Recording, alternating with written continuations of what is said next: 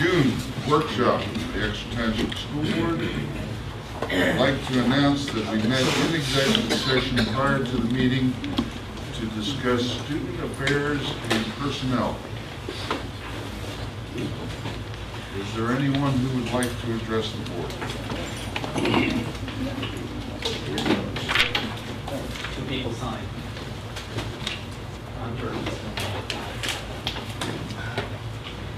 Mr. Lamb.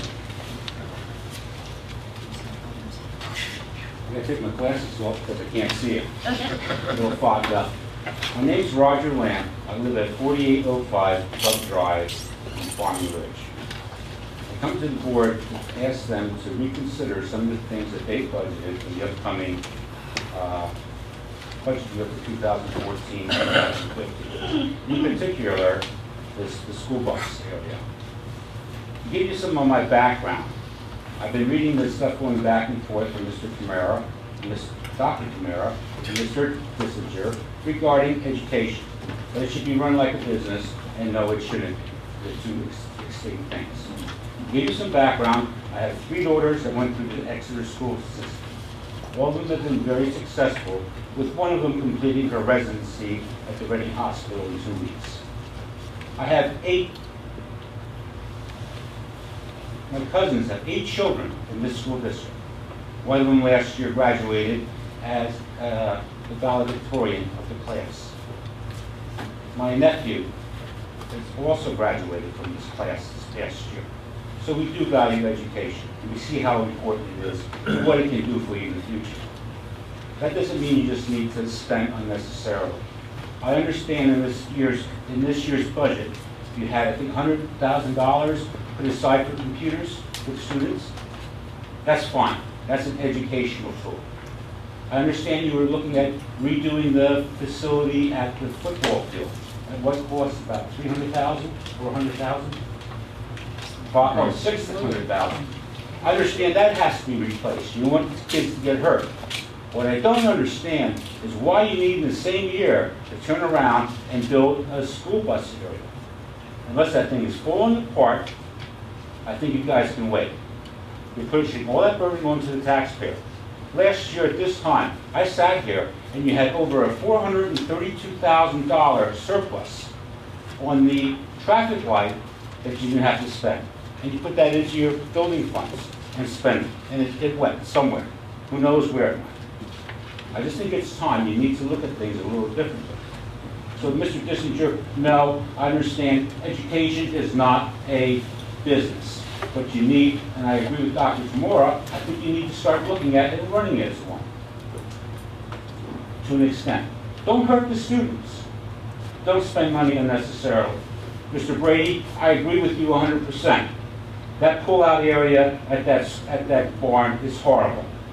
You should be redirecting your buses on the Boyertown Pike versus that hidden area. I live in Farming Ridge, and I know how big of a blind spot that is. I won't even pull a car out of there, let alone a bus. So there are ways to get away from that bad intersection. I don't think you need to spend that money this year on that facility. Simply put, I understand education is important, and you need to spend money. You are trying. At the same time, we're at 32 mills. Nobody's even close to us except for Antietam, and I think it's Brandywine. All the other schools are fighting over programs at 24, 26, 27 mills. Are we cutting this sports program? Are we cutting out band? Are we cutting out this activity? Are we cutting out that activity? I haven't heard that one time at the school board meeting. Now, I haven't attended all of them, but I've been to my fair share in the last 18 months. So that's my comment to you. I would ask that you take a look at that and reconsider how you're spending some of that money. Thank you for your comments. Mr. Lamb. Yes, thank you. Mr. Aaron.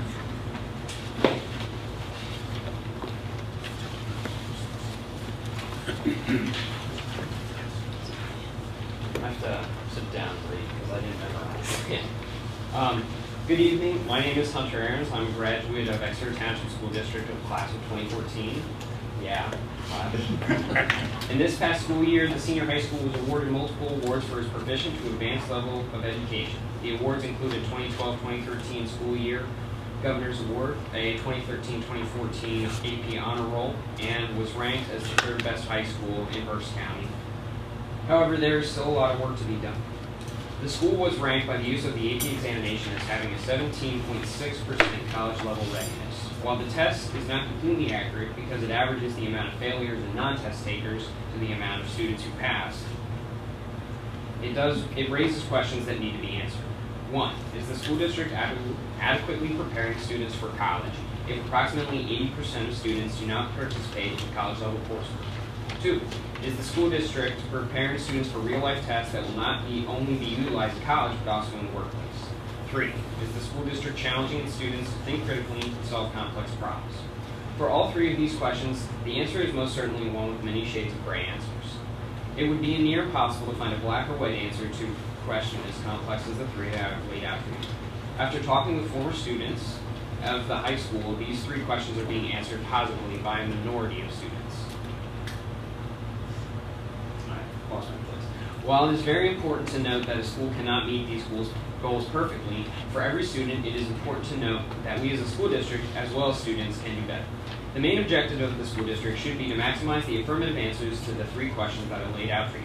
With this in mind, my peers and myself have created a short list of suggestions in which the school board could take a pragmatic view.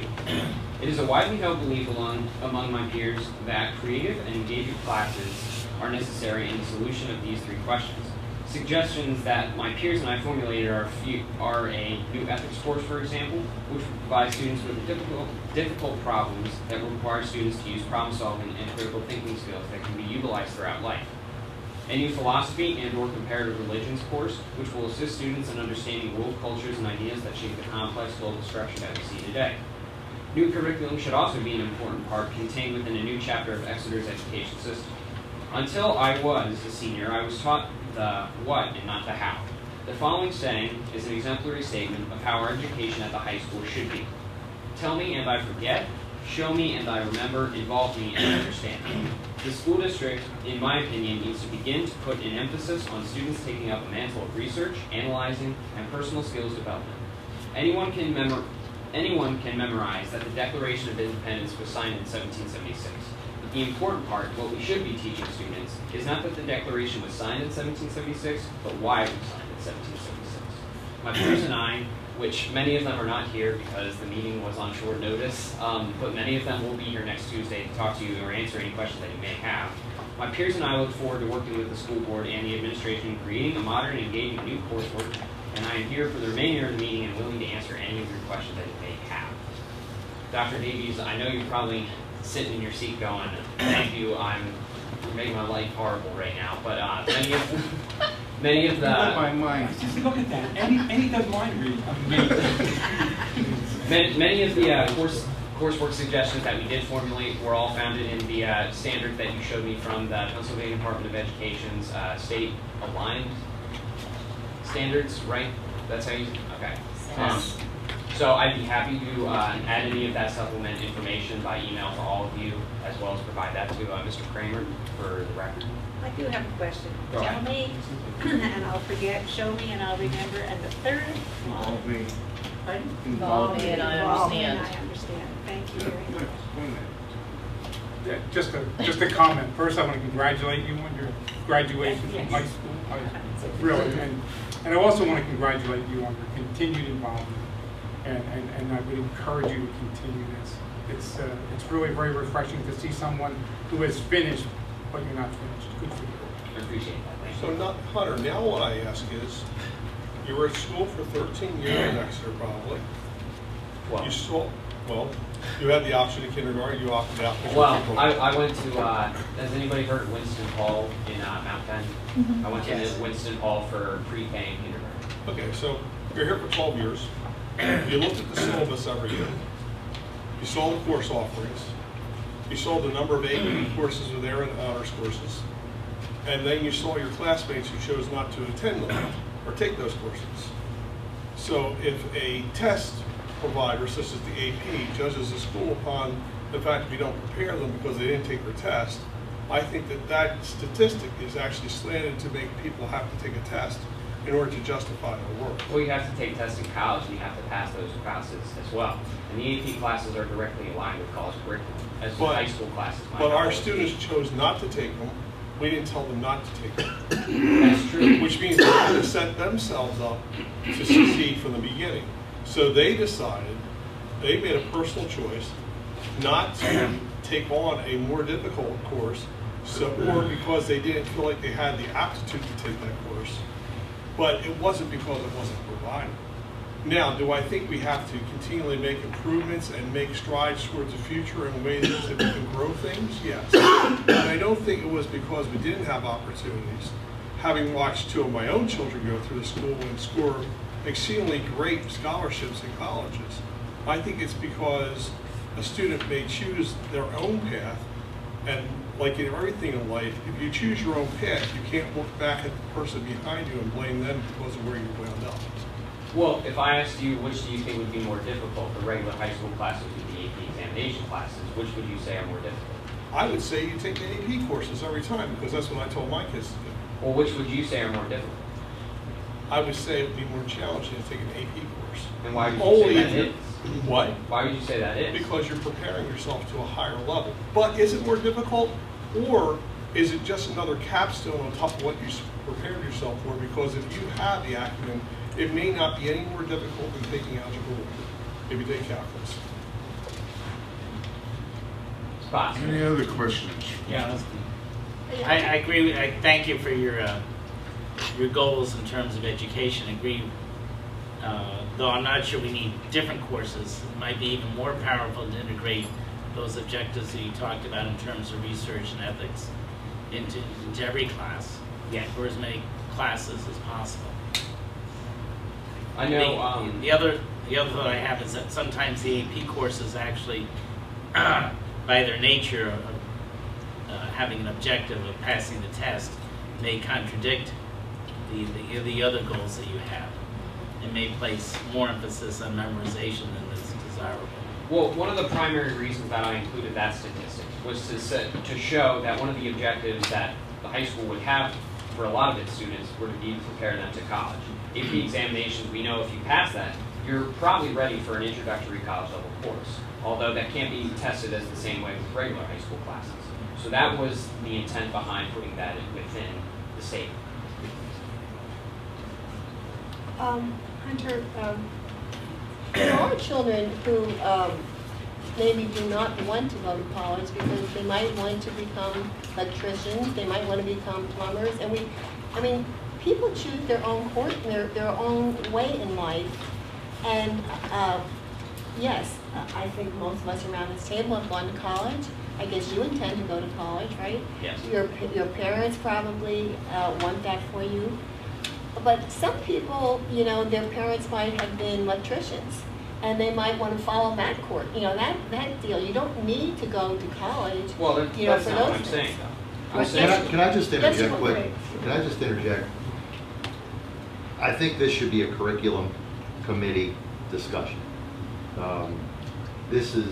I just think that this is something you should brought up. I mean, we have 2 presentations, we have a budget we're going to be going over. Really, if we go in here and we spend a half an hour on this, and again, no disrespect, Hunter, I think it's a great idea, and I should be involved, but I think what we need to do is, I think if that's something we need to do, it needs to be an item brought up for curriculum so everybody can be here, especially too your brethren that are involved as well. So I would ask that we could move that That was to just curriculum. curriculum. and would you like to supplement information that I was talking about as well? Please let us know. Okay. You can send it to myself or Dr. Davis or the administrator. Okay, all right, thank you very much. Thank you. I'll leave the chair open for you guys. Next, we have had some discussion. Do you want to introduce some speakers? Well, I just met them this evening. I did have a phone conversation with Chris. It is Mike Setley and Chris Gibbons from Concord Public Finance. They're here to give us an overview of what type of independent financial advisory services that you offer to districts such as Exeter. Great, thank you.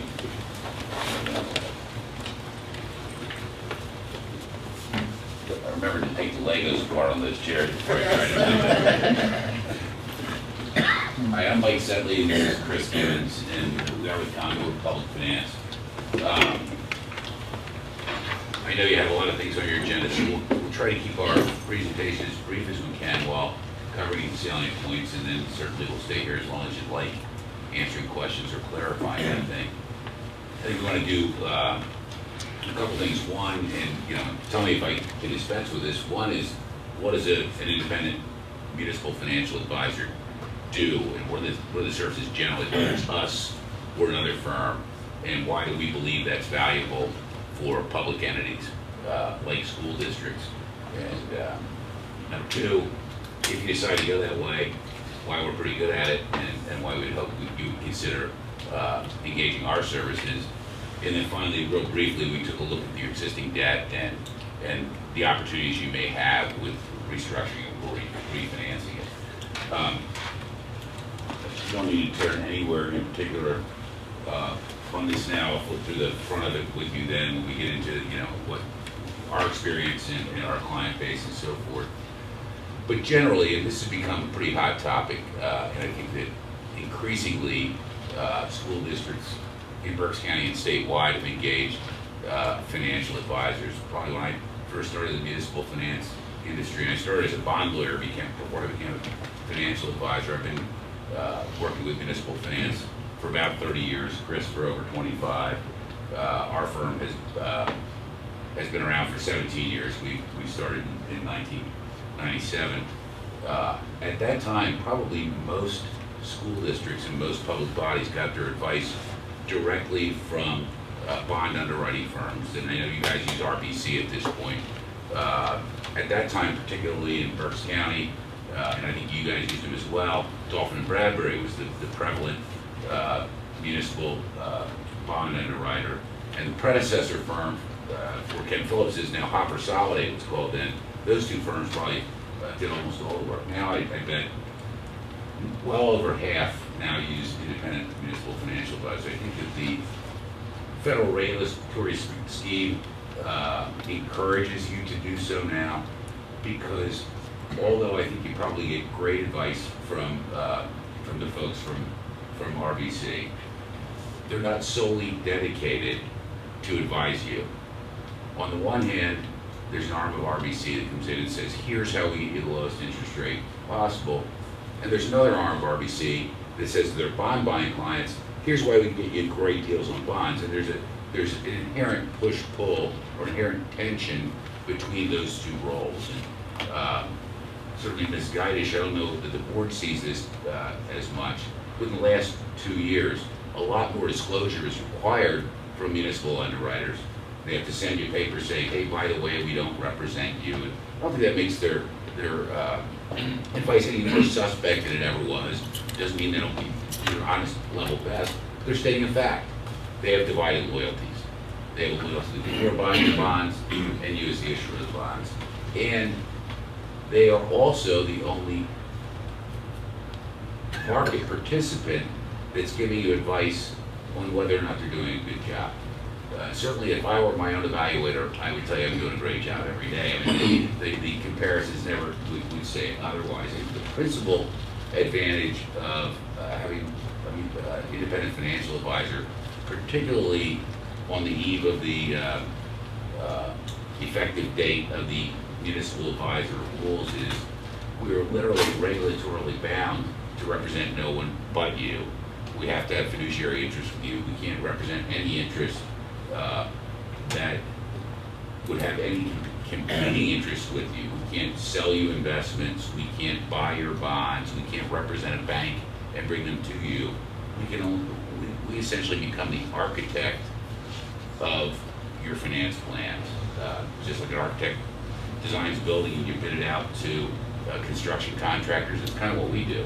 We help you to design a finance plan that meets your goals. And typically, for school districts and other credit-worthy clients, typically bid that out, literally competitively sell the bonds. That's not to say that we don't have value or that we don't represent municipal entities, including school districts, where we negotiate with the selected underwriter. In fact, we just completed within the last couple weeks a transaction for Reading School District with RBC, where we negotiated the transaction. Reading School District doesn't enjoy as good a name in the market as an Exeter Township School District was. That's probably the principal reason there. There's two reasons why we end up negotiating. One is there's a historic relationship like here. And I don't know if we want to break from that and bid it out publicly, or if a potential role for an independent financial advisor would be to assist you in negotiating with your existing underwriter relationship. But in either event, I think we bring value, if only in confidence. We believe we'll save you money in either event. But even if it's just instilled confidence, now you're going to somebody independent, somebody who doesn't work for or make any money off your underwriter, and you say, yeah, what they're offering you in that bond purchase contract is on market with the best terms available. Nobody's doing better in the market than you are at this time. And honestly, even the most professional board, even the most professional staff at a school district has a difficult time analyzing that, because you're not in the market every day. You didn't do 6 other bond issues that week, or be involved with them. I think that becomes the value, certainly whether we bid it out or whether we negotiate it. In addition, we're a resource for other things. Give you advice on restructurings or refinancing of debt, give you advice with respect to the legality and effectiveness of your investment of your short-term cash and so forth. But again, I think it really comes down to that. Do you have somebody with no loyalties to anyone else, and literally a regulatory obligation to be honest and fair to you and to be your fiduciary in place? And I think that's the biggest value. When someone stops one of the board members at the Giant and says, hey, I saw you sold $12 million bonds last week. Why'd you sell them to those guys? Now you got the best price. Now you have somebody to, again, whether it's Concord or another firm, you say, those guys have been doing this for decades. They know what they're doing. We hired them and they provided the advice. So we're confident, based on that independent objective advice, that we did the right thing. I'm going to take a breath there. That's kind of how I see the advantage of, and I'm a strong proponent, whether you hire us or someone else in the independent advisor process in an area that's as arcane as selling debt to the public, which most of us don't deal with on a daily basis. If there are any questions, I'll take them now. Otherwise, I'll just do a quick flip through of our experience. As I said, we've been around for about 17 years. We're not a big national firm or a regional firm. There's 5 of us. We have an office in Lancaster and an office in Wyomissing. If you go to, I'm sorry, there's no dividers or anything. Oh, go to page, we'll start with page 4. That's a representative client list. I mean, I invite you to contact anyone if you know people there. This isn't each and every school district, municipal authority, borough, township we represent. It gives you an idea of the breadth of our practice. Again, we're a small shop. I'd say 90% of our work is from State College east. 98% of our work's probably in Pennsylvania, and really it's literally from some sales going further away, but the bulk of it from State College east, and generally not in Philadelphia, but in that area. Page 5 through 9, I think it is, just give you an idea of some of the bond issues we've done locally or regionally. And again, this is not an exhaustive list. It's just a smattering of those we've done. And then on 10, a list of other school district clients. We also have a reference list. I'm not sure what page that's on. Oh, I'm sorry, page 10. We did 2 things. We included the local transactions that we did in pages 5 through 9. That included some of the transactions that occurred in recent times. Then it also included the name and phone number of the business manager that we had worked with that were local. I think it's also important to note there that that's 41 transactions. We thought it important to show you that we have local experience, and if we listed all our school district transactions, we would be all in excess of the hundreds. So it is kind of the tip of the iceberg, if you will, of the type of work we have done with school district clients. I think it's also important to note one other thing that Mike had mentioned earlier, that Mike and I started this firm. Mike and I started this firm 17 years ago, and here we stand and sit today, as still as the owners. So you're talking to owners anytime you're talking to customers. I think that's very important. Our blend of experience between Mike being a former bond lawyer, I was in municipal management myself before being financial advisory services, and our third partner actually is a former corporate trust officer at M&T Bank for many years. We think that's why a small firm with five, actually it's a half person. I always have a picture of what the half person looks like, the 5.5 employees. Why we've been able to do 790 transactions, because we bring a niche to a niche. We bring all different aspects to a financing only in your interest and only in your financial interest. And I think that's why we've been so effective over the years in providing financial advice for well in excess of $6.9 billion. If rankings meant anything for financial advisory, we've been in the top 3 municipal rankings in Pennsylvania over the last 3 years, and actually if we went back, it would be the same kind of number. Many times what we're doing though is looking at bank loan financings, and those don't ever show up in any type of rankings because many times, as Mike was alluding to, we don't care how you get the financing done so long as it's in your best financial interest, and sometimes that could be bank loan financing. And I think that's the kind of expertise you want on your side, to look at somebody that says, not only did Mike's example at the grocery store, not only did we look at best pricing bond market, we looked at other alternative forms of financing too, and that was the best one, and that was the most cost-effective method of financing for our district at that particular time. I'd like to ask a question. Some of the school districts in Berks County and throughout the state had lost a lot of money due to financial swaps that they got into in the market. Had you ever advised your clients to do financial swaps, and had they lost money in markets doing them? Probably did less swaps than any other market participant. We didn't do none. Probably did more with Reading School District than any other clients just because of their size. And at last count, they're about $12 million ahead on those transactions right now. So now we didn't. I think where the problems occurred, and the poster child was Bethlehem Area School District that lost a fortune. And frankly, I think in many cases they dealt with unscrupulous people that just went and wanted to put as many places as they could to generate fees, and they weren't done with a great deal of thought, and they weren't managed properly, and Bethlehem Area School District lost a mint.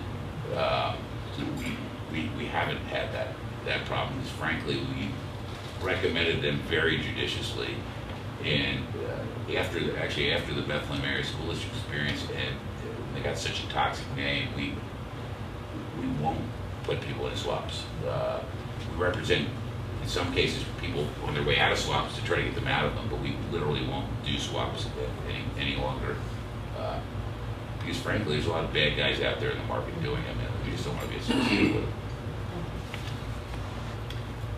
I noticed that, actually it's funny, I noticed that you did terminate a swap agreement in 2010. Did that work out positively for that school, or did they come up with never mind, I won't go there, I'll just be the dumb mother act for the moment. Well, I'll be the Which school was Spring Grove Area School District. That's right. What we did there, actually, Spring Grove Area School District brought us in after the fact. Yeah. They decided that they were going to terminate all the swaps they had. We didn't. The first time we did a financing for Spring Grove Area School District was 2000. So they brought us in to essentially get them out of the swaps as Mike ended. The underwriter in that case, and still is in that case, is RBC Capital Markets too. So it's another example of Mike's talking about. I jointly worked with RBC. We've terminated other swaps as well. I mean, locally, we terminated a swap within the last couple of years at Governor Mifflin. We terminated a swap in the last couple of years at Reading School District. But in either case, did we simply terminate the swap? We terminated the swap in conjunction with a refinancing transaction that lowered their interest cost. And essentially, the school district ended up where they anticipated ending up in the first place. So there's some very speculative swaps, and there were others that were what they called basically derivative refinance transaction, where your bonds weren't refinanceable for another 4 years. You entered into a swap, you took out your refunding savings today, and essentially we were able to unwind them so that they unwound them at no cost, got to keep the money they initially got up front, got the benefit of their bargain. So I'm trying to understand how you, do you have any friends? Do we have any friends? Yes, because Less than if most you each. are That's a good sort of question. isolated That's a very good between, question. you know, this side and this side, do you talk to it? I We mean, have very cordial relationships with people who probably don't talk very nice about us behind our backs. But no, I mean, we're, no, honestly, I mean, the underwriting community wish would go away, just by the nature of what we do. So yeah, we have tense conversations on a regular basis. You know, either by saying, wait, why are you doing that under bond underwriting when you could come over here and do a tax-free bank financing instead? Okay. Lower your transaction costs, lower your overall costs, and then people are happy when you're taking bread out of their mouth. But again, that comes with the territory. We're representing you. We're not trying to make friends. I mean, hopefully at the end of the day you're our friends, but the others may not be. But it's not as nasty a process as you might think. We're keeping them honest, and they know that, and they know the game. And I would add that using Spring Grove Area Schools because of the example, RBC was the underwriter. I called them up in 2015. I said, I think this might be more cost effective. The schools could save more money in a refinance if they did a bank loan. So what we're going to do is go down to Spring Grove Area Schools and pitch a bank loan. Once we get the results of those bank loans in, whatever the best proposal we have, we then want from you, what do you think that the bond will be priced in the market, and that's how we're going to go ahead. And we're not in the business of putting those folks out of business. I mean, we want them to make a fair profit. We just don't want them to make an unfair profit at the expense of our clients. So if they're doing their job right, we're not going to have an issue. But they know we're watching, and we're going to make sure that they are. Okay, so they would offer that, or could potentially offer all of the options that you would bring to the table. It's just that you have a different perspective than somebody who's handling in-house.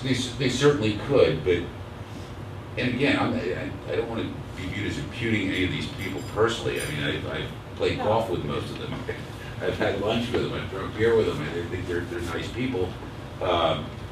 But they're selling something. We're advisors, and they are principals in a transaction. When there's a bond purchase agreement, you're a seller and they're a buyer. And it's no different than if you were selling your house and someone else was buying it. The buyer naturally wants to buy it as cheap as they can, and the seller wants to get as much as they can. And it's just that natural business tension. I'm not suggesting anything unseemly, but you want the best deal possible. You don't want to find out tomorrow that some other suburban school district got a better deal than you did, or not have the tools to know whether or not they did. So then if you come to us with suggestions about how we might handle this, and we decide on one specific thing that we're going to do, then that ends your relationship with us, and then we have to go and find somebody who's going to take care of doing that, or No. you would take care of doing that? No, it would be your advisor throughout the process. It would go back to the process. Yeah, if you decided, we've had a great relationship, and I'm only picking on RBC because they happen to be incumbent here. We have a great relationship with RBC. We'd like to continue that, but nonetheless, would like you involved. We're happy to do that. I mean, again, if you didn't have the relationship going in, I would probably recommend to a district like Exeter Township that you do it on a competitive sale basis.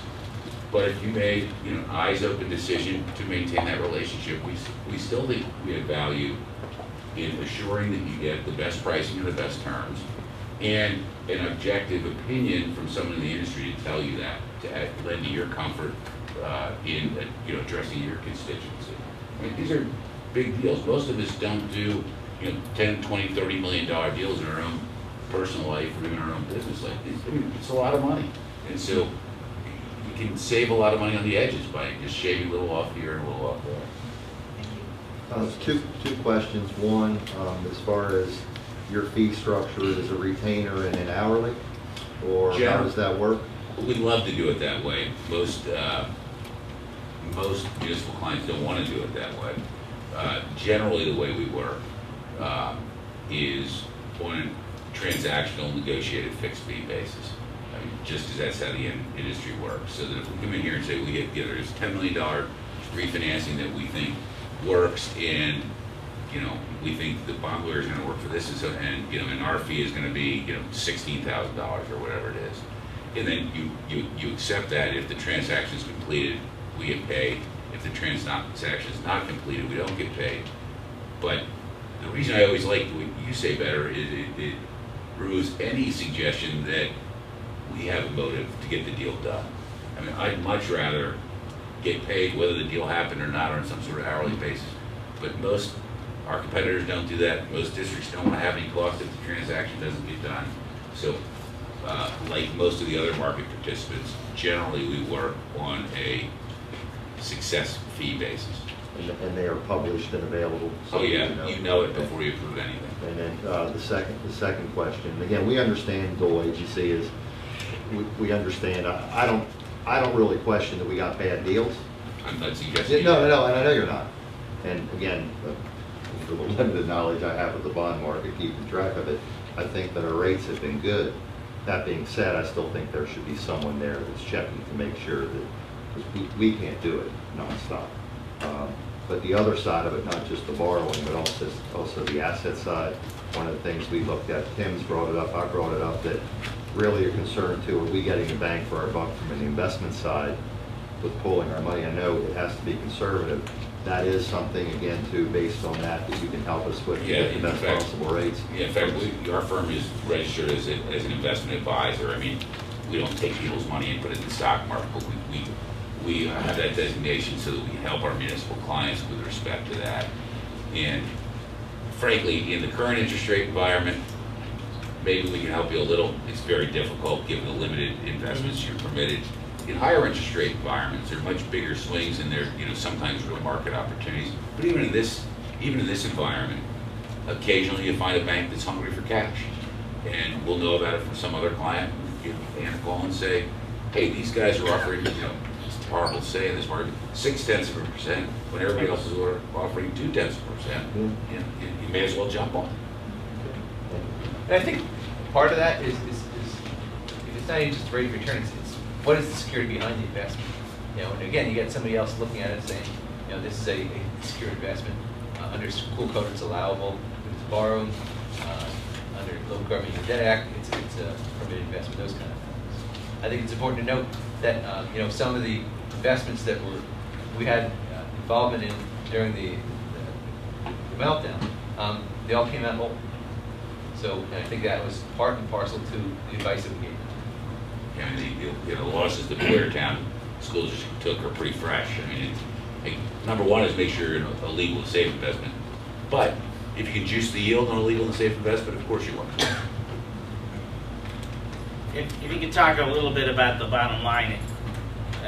I'm not a financial person, so it seems to me that from fiduciary responsibility of the board, we have to make sure that it doesn't cost us more to pay you the fee that you deserve, balanced off with the lesser cost of issuing the bonds.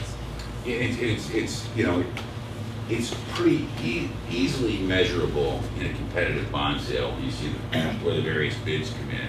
So it's less easily measurable in a negotiated transaction. But again, our typical suburban school district general obligation bond financing, depending on the size and the nature of the issuer, we tend to be somewhere between $15,000 and $30,000. In the case of the kind of transaction we'd likely do here, it's probably on the lower end of that. Honestly, when you're doing $10, $15, $20 million transactions, we don't have to save you very many basis points. I mean, we can save you a very small fraction of a percent, and the net present value savings of that more than compensates for our fees. So I don't think we're just selling you a security blanket. I think we are selling you real savings. Again, more easily measurable where you do a competitive sale than where we negotiate, but I think nonetheless they're real. Using Mike's example, what is basis point? I mean, think about a basis point in a very broad scheme. 1% is 100 basis points. If we can save you usually between 3 and 5 basis points, keep in mind 1/4% is 25 basis points. I'm talking about a fifth of that. We've saved our fee. So that's the kind of magnitude of the dollars you're talking about, the dollars we can save. That is the argument that we put against this by the underwriting community is why do you want to pay that extra fee? Yeah. I mean, first, Chris is absolutely right, and that's what the biggest saving would be. But second, because we do some of what they would otherwise do, they should be charging you less. And we ensure that that happens, because now we'll be preparing the offering document and, you know, and running numbers and so forth that ordinarily would have had to be undertaken by the underwriter. And I'm not going to say that the fee comes down by a lot, but it comes down by enough to compensate for a large portion of our fee. So you talked about two types of bonds, the negotiated one and the competitive. And in your opinion, the competitive bond, we could get a better deal with a competitive bond compared to negotiated? It always depends on the circumstances, but ordinarily, for a highly rated suburban school district in Pennsylvania, and I don't want to diminish the value of the relationship either in this case, but typically, where there are no other relationships or nothing else voting in favor of a negotiated transaction, like a poor recent financial performance case of Reading School District, if I could pick on a client, I'd say that if they were here, because they know it, would say, go ahead and bid it out. For the very same reason you bid out construction contracts and paper clips and tablets. Because then there's no question that you open it to the world and you got the best pricing possible. I'm not telling you you have to go that way, but I'm saying if there's no factors voting in the other direction for a district like this, that's probably what we recommend. Almost certainly. But it's the best pricing on that day in that 15-minute window, correct? Maybe a little more than 15, but you're right. You're right. It's a narrow window. So you know, so also selecting the right day, which is kind of a fool's game, you know, kind of guessing and betting on interest rates. But yeah, you can get lucky. You can also get lucky or unlucky as well by picking the right day. Can you just summarize the SEC's new rules? What's going to happen July 1 for the underwriters, and also what's going to happen to the independent financial advisors when the rules are put out? What, in September? That would affect. Yeah, I mean, as soon as we know what the rules are, we'll be able to answer that better. I mean, we've been talking about this forever, and there's not a lot of specifics to the rule. It's a little more clear what it means to the underwriters than what it means to us. And we think that, other than maybe some peculiar or particular record-keeping rules, we probably follow already whatever those rules are going to say. The difference with the underwriters are most of that kind of correspondence you've been getting from them already. Right, where they can't give you advice. They literally can't give you advice except in one of three circumstances. You either have to sign an engagement letter with them, which you can terminate at any time, or they have to be responding to an RFP, or we have to be engaged. Those are the three circumstances. So clearly, the federal regulation is trying to encourage you to hire somebody like this. They're saying, you can talk as much to your underwriters without any strings attached, so long as you have an independent financial advisor on whom you're relying for advice. I mean, otherwise, you need to sign a letter with them saying that basically, I get that you don't work for me, but I want to listen to you anyway. But the regulations, are they saying that we have to have an independent financial advisor? No. No, they're not. No. Let me just ask you this question. What do you, because we're going to talk about budget, what do you think is the biggest financial challenge facing school districts in Pennsylvania right now? Pension. And what kind, do you offer any advice regarding that, or don't you really, that's not your focus? We really haven't. I mean, the only advice we give is, you know, the taxpayers wouldn't want to hear this is, if you haven't been raising your taxes to the actual allowable level, it's probably going to catch up. Because the amount by which you're allowed to raise taxes is so low that, you know, with the accelerating pension expense. Those lines are gonna cross at some point, and it's unfortunate because the state has handcuffed you from being able to respond to circumstances, and you almost have to act in advance just in case. Could we go back to the bidding thing for a minute? You sort of suggested it was like the bidding that we do for our contracts for the school. And so the assumption being that when you bid it out, that you will get the best deal. But we don't always get the best deal when we have to take the lowest bidder. Well, but it's So different, how but does- it's a little different. Okay, I mean, I you knew want to, I mean, the problem with bidding construction contracts is anybody with a pickup truck that can get a bid bond and a performance bond can win your contract. And it makes a difference, because they're actually gonna show up on site and build something. Here, you don't care. You literally don't care who owns your bonds, as long as the interest rates he's proposing are less than anyone else. You're never gonna see that person, you're never gonna meet him. He's an intermediary that's selling his bonds to some bond funds, or some rich guys, or whatever. You'll never meet them. It doesn't matter who he is, he can't screw up your bond issue like a bad low bidder contractor can. In addition to that, bonds themselves, the type of bonds you're selling are generic. A general obligation, bank qualified issue, which means you're selling less than $10 million, is an investment that somebody understands in California, in Arizona, in Washington State. Sometimes those folks actually come in and buy those bonds. Yeah, but I think your concern was, can you get a low ball bidder that somehow creates a problem? Yeah. Shame on them if they low ball bid it, because again, you're never gonna meet them, you're just gonna send them a check once every 6 months. Okay. Because if you get a low-ball contractor, believe me, Oh, I it is a know. very big headache. I understand that. So we have to, are you done, Karen? Yeah. So we have, since I don't do finance, I'm just like David.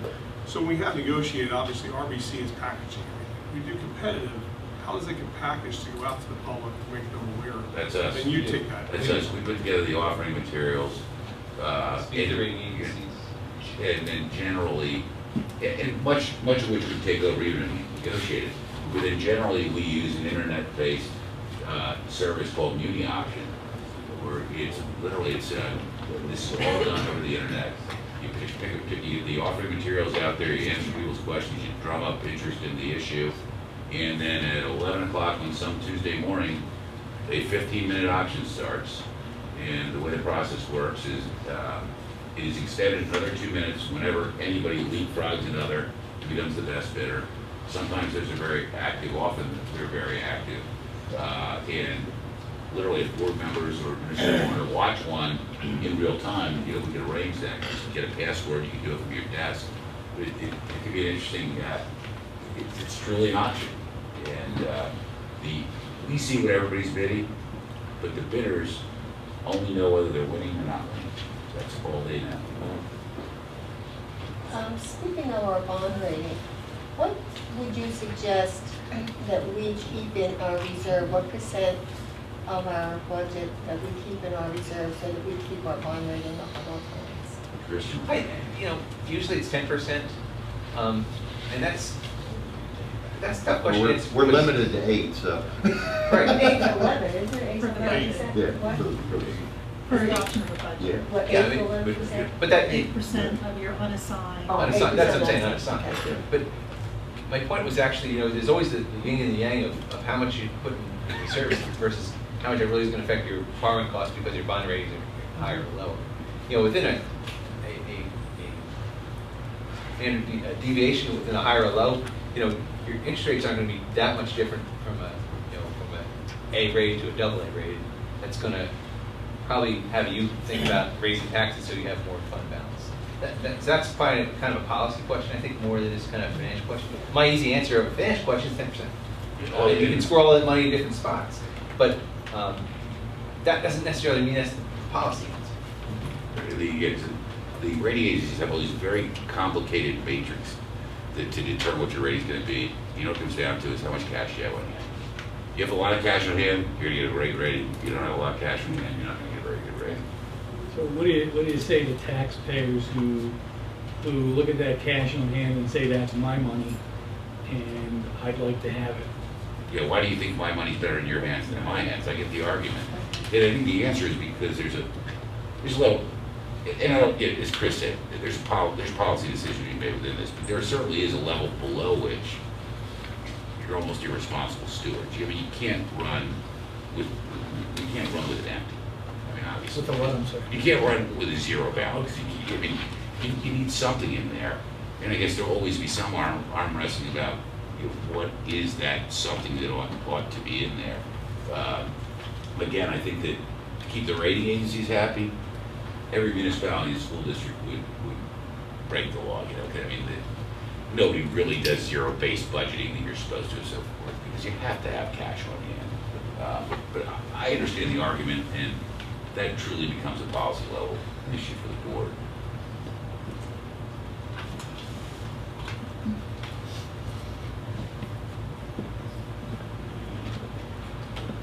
Any other questions? Thank you. I really appreciate your having us here. I enjoyed talking with you tonight. You know, peruse through this. If you'd like, go to our website, get an idea what we do. You know, talk to our other clients, see if they like us. We didn't just put down the names of what we know do. Call you like, and enjoy the rest of the evening. And thanks so much for the opportunity. The only thing I would add is we did put some financial options back for upcoming refinances you might have. And there's various ways to slice and dice to get the best rate possible for you, whether or not it's 1 or 2 or 3 borrowings. And that's something that would be a longer term discussion than 30 seconds. But you know, we put that in the back of the book, showing you what kind of call options there are, and actually some type of brief summary to show you how much savings are available. Could be done by the bank loan too, and I threw that in there as well. Mr. Quinn, Just before- please ask one more question. Please do. What question should I have asked you to look intelligent that I haven't? Yeah, you should ask, when can we start? No, I'm serious. I mean, I think don't know. no, honestly, I think all What the have I questions missed? were, I think you hit, I think you guys are tuned into the right issues. I think all the questions were excellent. And I think the question you asked about, does anybody like you? Nobody's ever asked that question before. I always wonder why nobody asks us that question. It's the perfect question to ask. There you go. Anyhow, thank you very much. We got another I for, just have one more question, and that is, how typically would, I would assume that you work with Ann as the Typically, business our manager. principal contact would be with Dan, yes. What happens on a fairly regular basis? What are you interacting on? What are you talking about? What yeah. comes to the board? I mean, it depends, you know, what the issue is. I mean, if we're aware that there's a way to improve investments for her, we may give her a call, or she may say, you know, I get this money, you know, that I really don't need to spend for this much time. Do you guys have any ideas? Or we may say, you know, that refinancing we were looking at a while ago, well, there's just been a dip in rates. We got to think about, you know, going to the board with that. Or maybe she gives us a call and says, you know, we had 6 roofs that just, we found out have problems. You know, we need about this much money. What do you think the best way is to go about it? So, you know, I'd be fibbing to say we'd be talking every week. I don't think that would be true. I think it would be periodically throughout the course of the year as circumstances dictate. So just then a question for Ann is, how would a relationship with an independent financial advisor change what you've been doing working with RBC in the last several? How would it change the relationship? Yeah, I mean, what would you do differently, or how would you interact, or would it change? anything? Well- Would it be easier for you? Would it be harder for you? Can I answer that question for you? Because we have the exact situation at Springbrook Schools. Anytime we I have still want to any- hear her answer, but Okay, but I mean, just because I've been in this situation before, and it's not, so that's the only reason I said that. That's good. Essentially, when we have an idea, either RBC or ourselves have an idea, we bring it to that business manager, set up a meeting, go through the various things. And as I said, sometimes they all don't jive the same answer. So it would just be essentially us at that point. Essentially from a perspective of if we got hired, as Mike said, tomorrow, the first meeting would be between us and I would presume RBC with Ann to figure out what protocols Ann would like to have, how you would like to handle the engagement going forward. So I think in the beginning, it really wouldn't be that much different. I'm sorry for jumping into the answer, but I think that's really true. From your perspective, it's really not going to change that much because you don't know us from Adam, we don't. And you have an established relationship.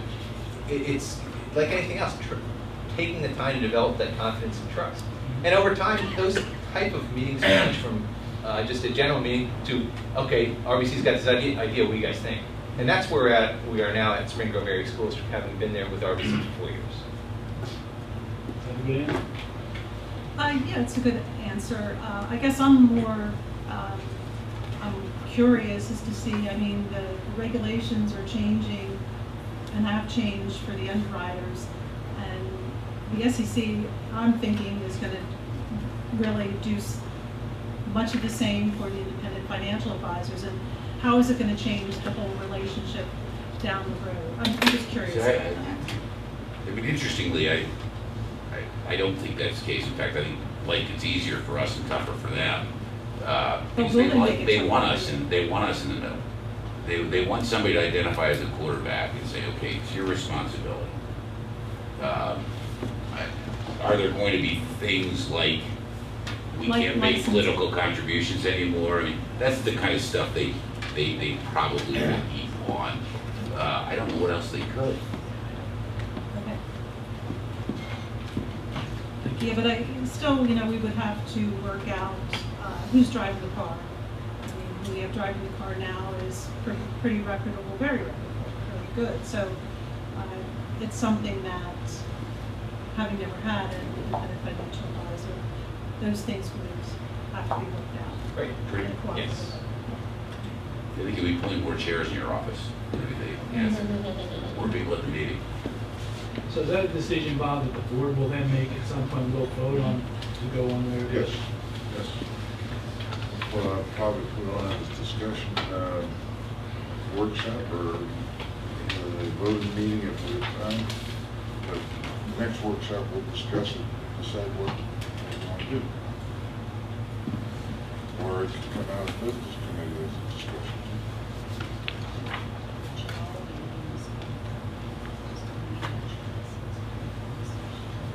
Well, if you want to have one meeting, we'll only discuss it. Simplistic, right to work.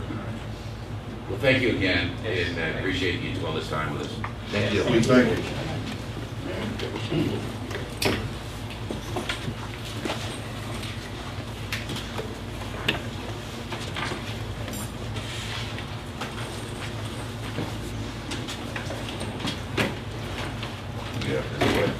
Good night. Thank you. Good night. Good night. Thanks so much. Nice to meet you.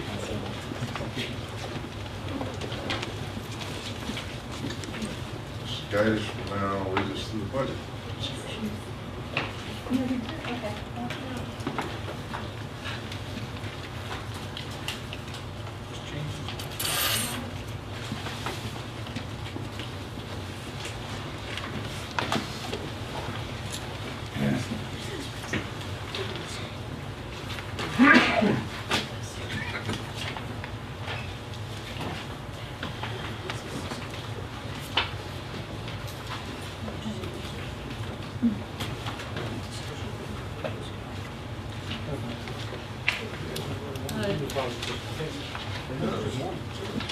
Maybe it's not on.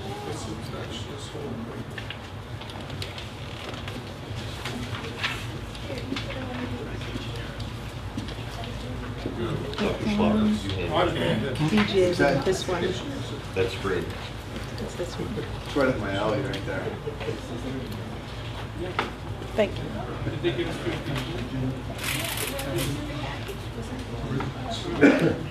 I him Sunday. I hit him Sunday. It is VGA. Maybe the last three. It's kind of similar thing. It's a nice wood end, you know?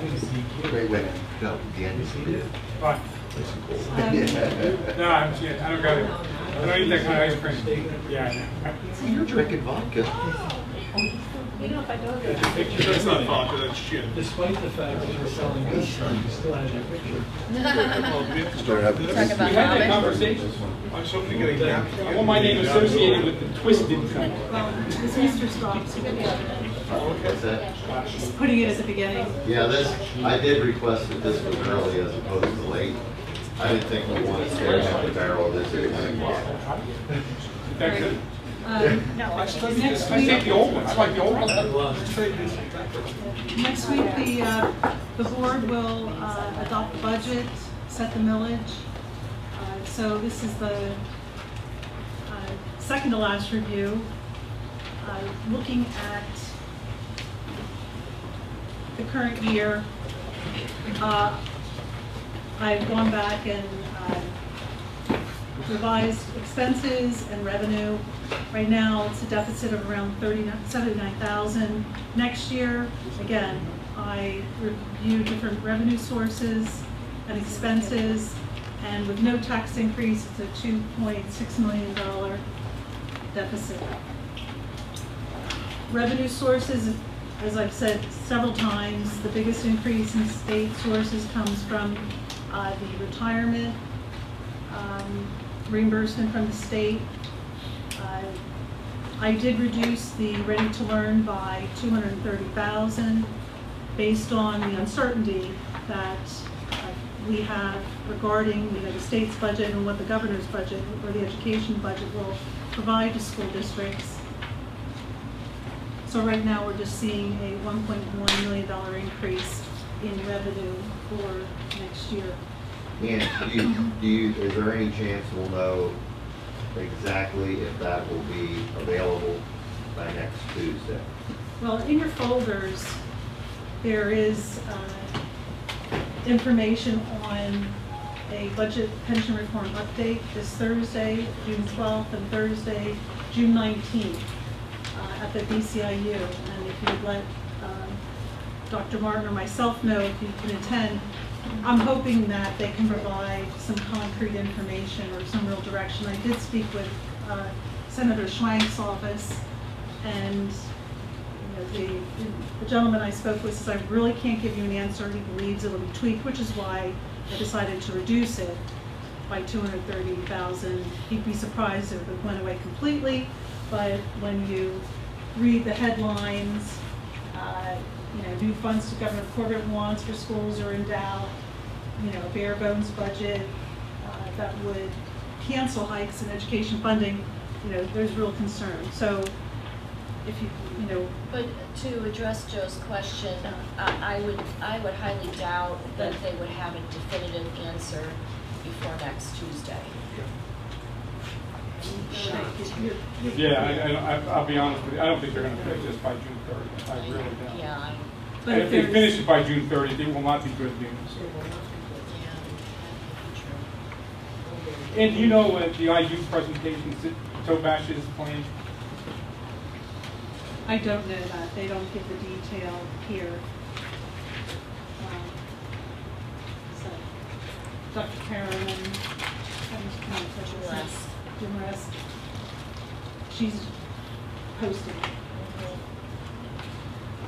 We had a presentation by Mike Tobash at the School Boards Association last week, and it's the same thing. I sort of not was depressing.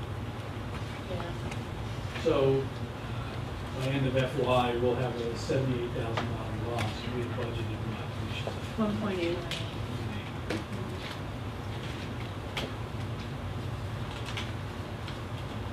This year's revenue, I've been keeping an eye on transfer tax, especially business privilege tax. Early on in the process in January, and I'll go to the slide, there were some bright spots, and that's what I had said. But what has happened is I've been watching it the past few months. I was hoping that in April and May, we'd get a spike in our transfer tax, but it has been, the collections or the activity has been lower, which is why I am reducing transfer tax by about $85,000. Business privilege, April's collections were below prior year. Delinquent, actually higher, that large tax, delinquent tax account, decent collections. Receipts from other LEAs, this is something I adjusted in next year's budget but failed to adjust the estimate this year, but this is the actual amount we invoiced another school district for attending our school. So overall, it's about a $92,000 reduction to what I said revenue will be for this year. and earned income holding steady. I had increased that by 37,000. So those are the sources of local revenue, which I've made adjustments to and which carries over into the next year. I'm still saying from the ending, the level this year, a 3% increase in 13-14, which might be a little optimistic, but I'm sticking with that, even though the starting number was reduced. Real estate property taxes, correction in property assessed value. When someone gave me the change in assessed value, it was off, which affected the real estate property tax number. Again, I've adjusted wages down, so the expense related to for Social Security and retirement goes down, so does your revenue. I've taken out $230,000 of the Ready to Learn grant because I believe it will be reduced. And this is our property tax reduction, which we will allocate as a homestead, farmstead assessment reduction to people who qualify. So $66,158,000 before tax increase. And Again, how did you come up with the tweak of 230,000? I understand you say it's going to be tweaked, but it's just, it was what I ended up thinking, well, we can keep the new initiatives, but use less funds for full-day kindergarten. It's a modest amount. It was 25% of the new money. I just felt that it really should be reduced by some amount, that I should share that with the board, that there is a real risk that we may lose 230,000, or we may lose all of it. I spoke with another business manager, another school district. A lot of them have included the funds, and they've been telling us all along, and show that you need the funds, and then you'll get them. Well, that's not the message anymore. That it's going, because of the state's budget, we're not going to get all that the governor wanted to give us. But another school district, for example, they only included 110,000 of the 500,000 that they additional that they were going to get, because they didn't want to be in that position where not getting anything and has it really a severe impact on your budget. So I don't think we're going to not get anything. When I was at the superintendent's meeting a week or two ago, I guess about 2 weeks ago now, what they had said there, which Dr. George had told us, is that a lot of districts were cutting it by 15%. I don't know how they came up with that. They were including 85% of the new money. But he said that he would recommend more like 50%.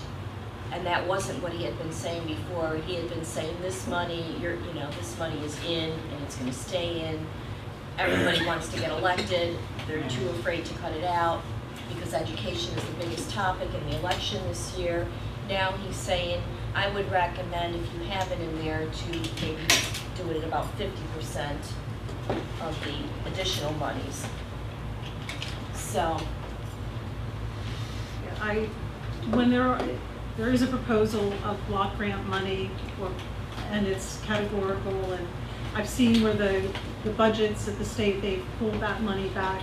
I am always apprehensive about including it, but have received one message in the beginning of the process, and then the message changes. Right. And it's changed because of the bad news.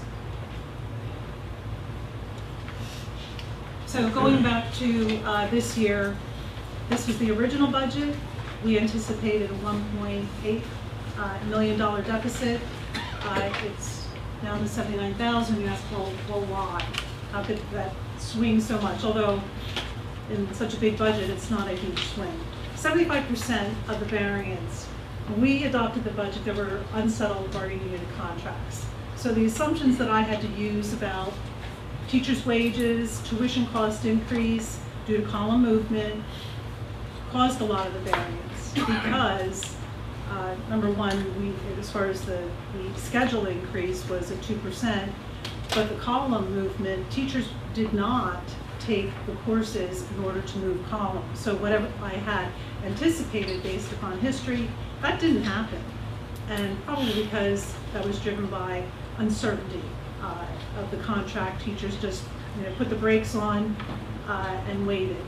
Healthcare premium, I based it on prior contract terms. Well, all bargaining units are paying more for their premium, so there was significant savings there. At this point, we know all the retirements that are going to happen. The amount, historically, the special pay for this is around $372,000 in the past 5 years.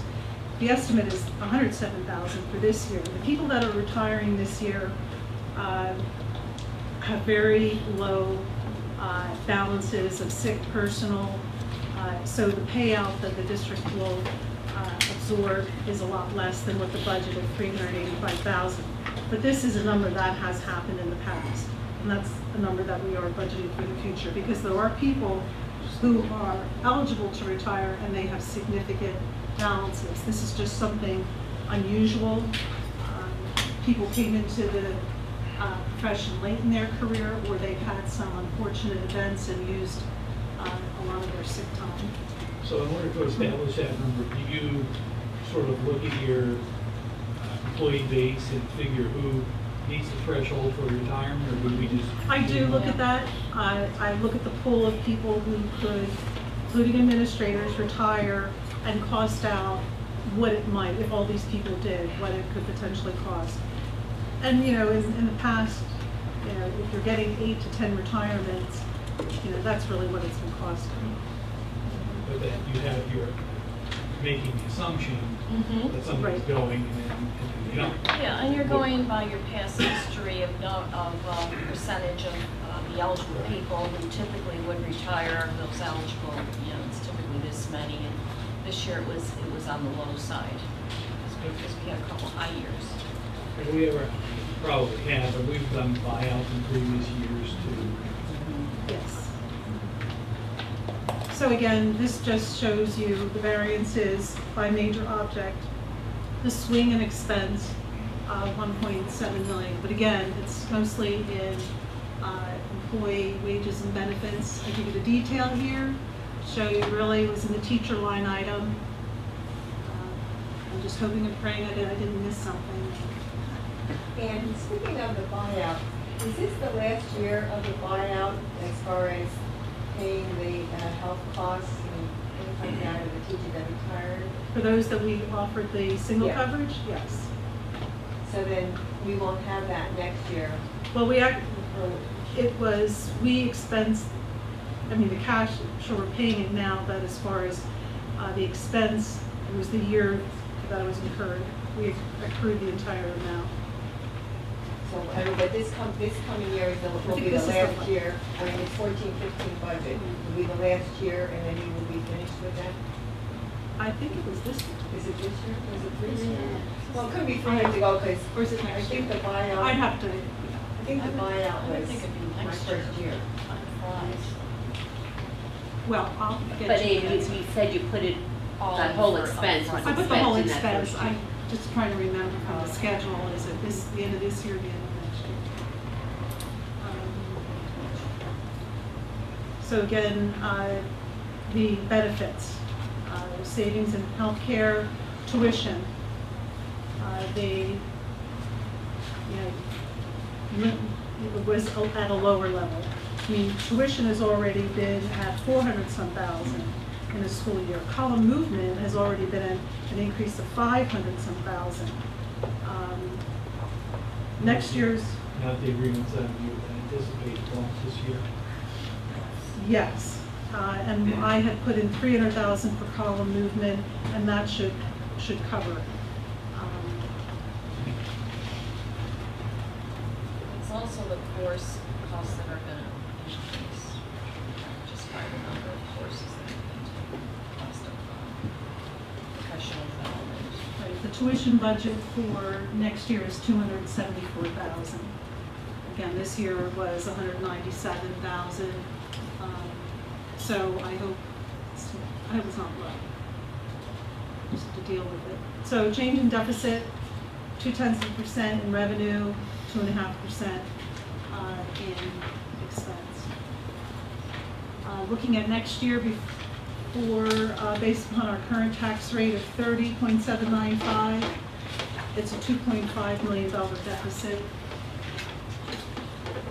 Expenditures are going up by 3.6 million.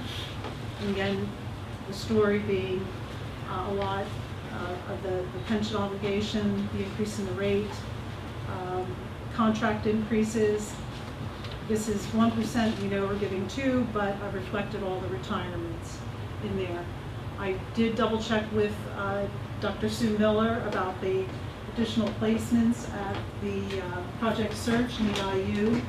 I believe that's how many students? It's 8 students, and she says that those placements will be made. So that's a big driver in the IU services.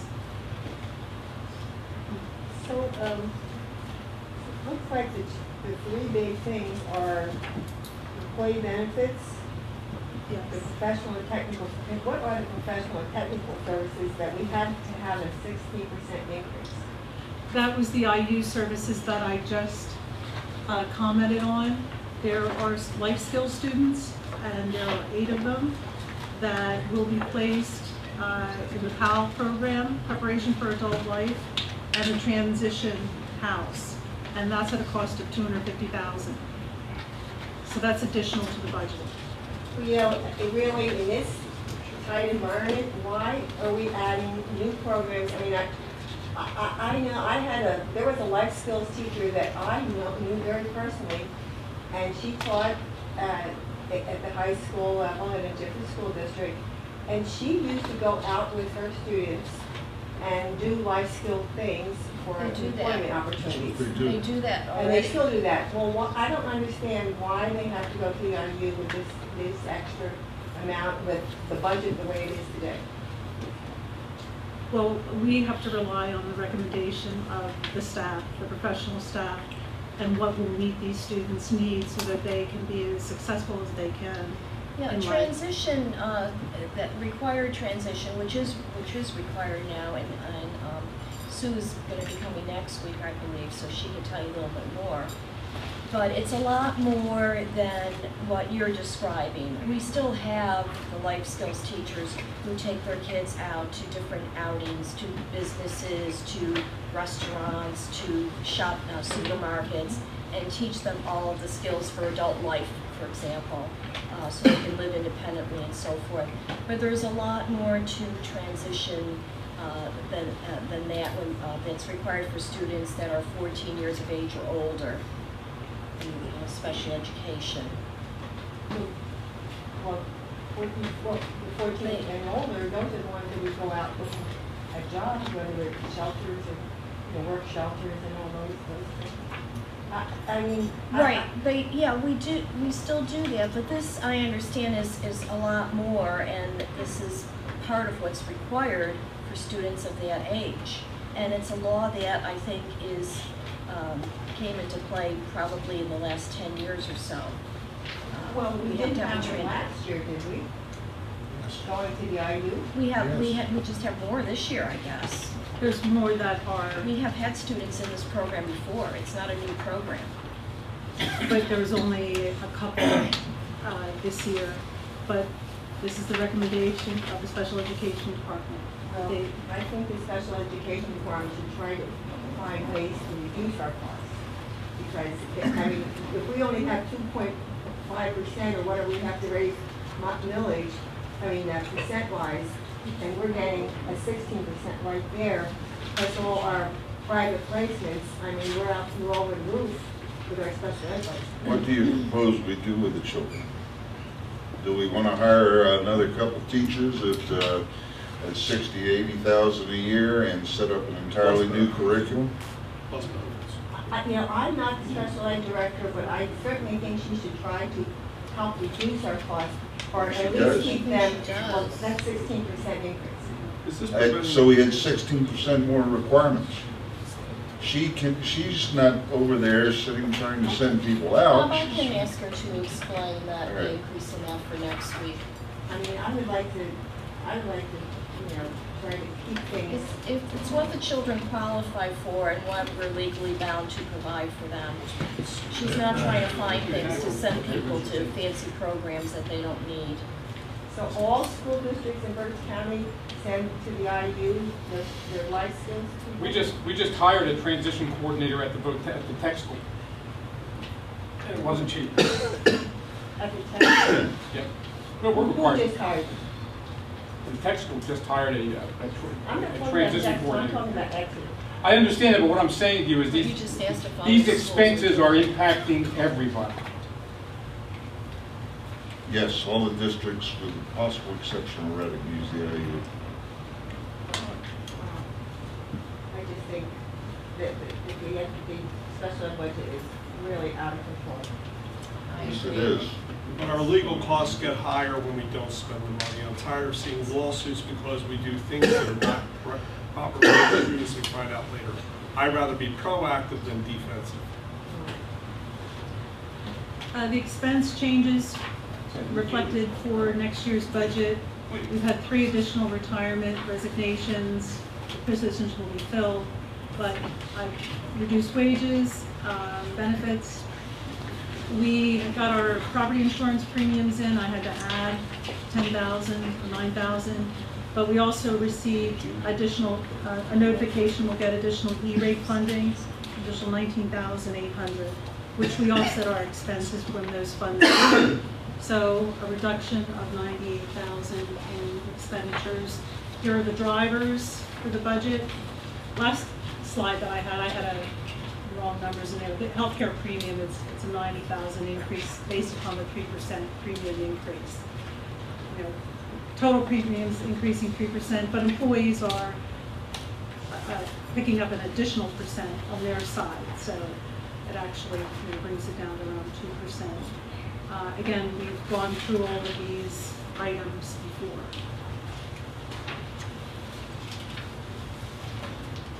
Looking at the PSERS employer contribution and the rates that they're going up, this is the gross contribution that we would make. We would be reimbursed. This is the rate after reimbursement. So next year, net 10% through 18-19. But these are the cost, the net cost per year. This is the increase per year for a total, next 5 years, 2.6 million. Right now, in our committed fund balance, we have 4 teasers, 1 million. We had more back in 11-12, and I'll show a slide later, but we've been using that commitment as each year goes by. We haven't, and I'll discuss a little bit of that later. I'm concerned about the reduction in this commitment when we're still faced with sizable increases going forward. These are just some of the comments from Representative Tobash's presentation. And really, reform is not about underpaying the obligation. This is an obligation that we cannot walk away from. I mean, the state has to bring about reform for a lot of different reasons, but school districts cannot walk away from the obligation. This is, and we can't expect anyone to bail us out either. This is real. It's been, and any reform that has been, Representative Tobash, is about savings that will occur over the next 30 years. But the problem we're dealing with now and the double-digit employer contribution rates are here to stay, and that it is our obligation that we have to address.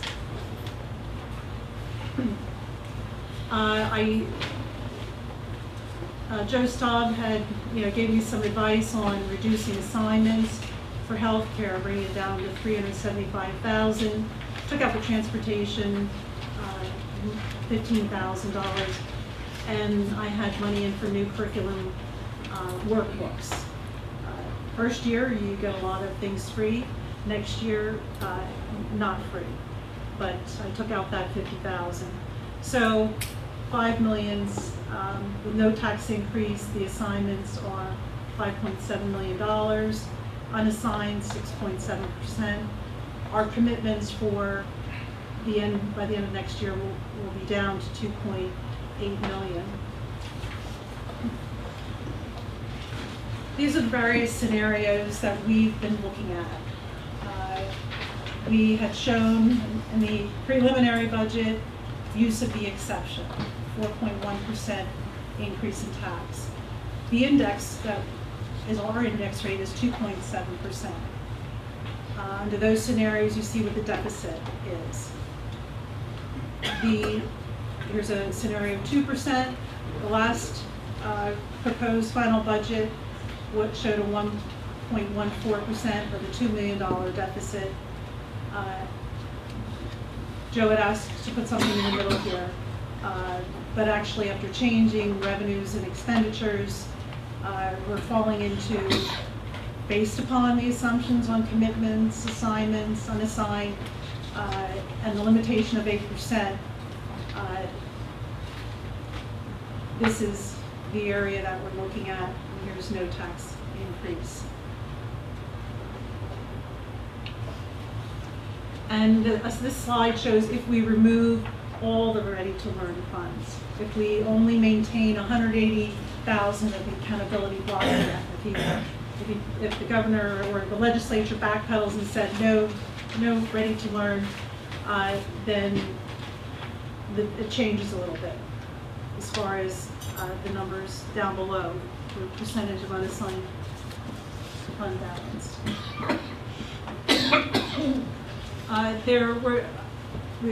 The last meeting, there was some discussion about reducing the tax rate. This illustrates how it compounds the deficit spending. Reducing it by 1 mil to 29.795 and having an unassigned fund balance of 3% causes a 3.9% deficit. And this pretty much equates to the value of the mill. And that just creates problems going forward. And this illustrates the projections for the next 5 years. Reducing millage by 1 mil, and I'm just making assumptions here. What if you would increase the following years by the index, assuming these amounts would be the index amounts, and that's information that the Independent Financial Office of the state, I base that on their projections. So what happens is we're dealing with a $3.9 million deficit. Even though you're increasing taxes, the deficit grows each year. And that's if you change, this is assuming you're not cutting expense other than receiving some minimal reduction in retirements, etc. So by 16, 17, you're in a position that you've used your fund balance. But doing something like this, you would have to start this year, or in 14-15, cutting $6.3 million from your budget in order to stay, to have a minimal fund balance. No millage increase. This is a path that no school district would want to go. It's not realistic. You would have to cut $10.5 million from your budget.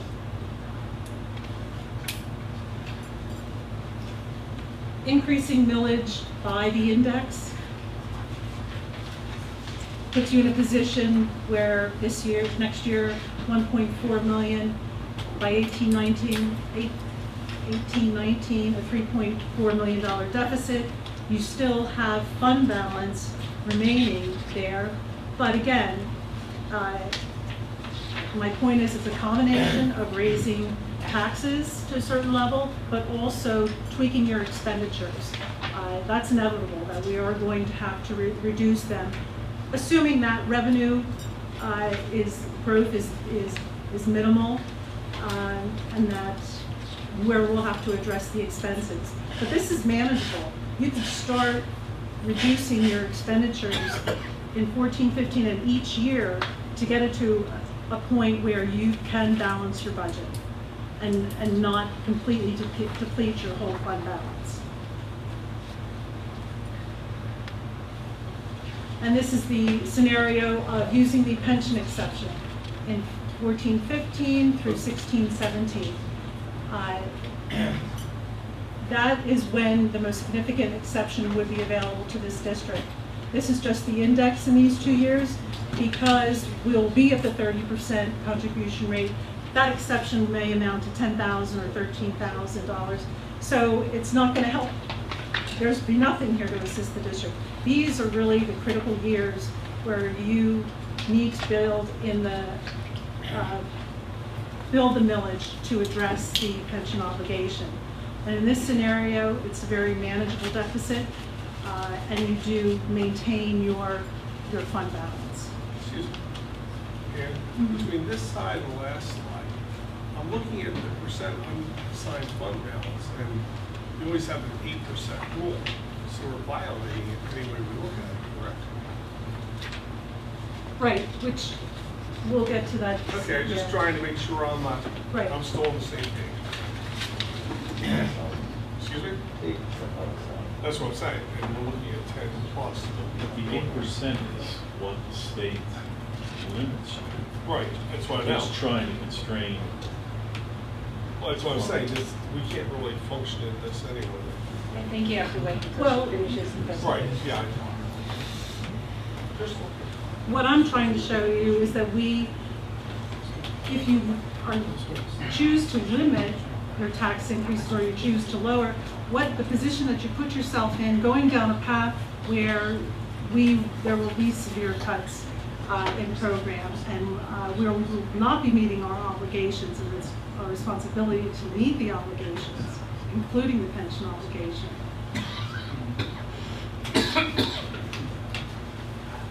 So again, this is showing use of the pension exception. I guess one of my concerns is if we don't address this, we choose to limit our tax increases, and we get into a position where in financial distress,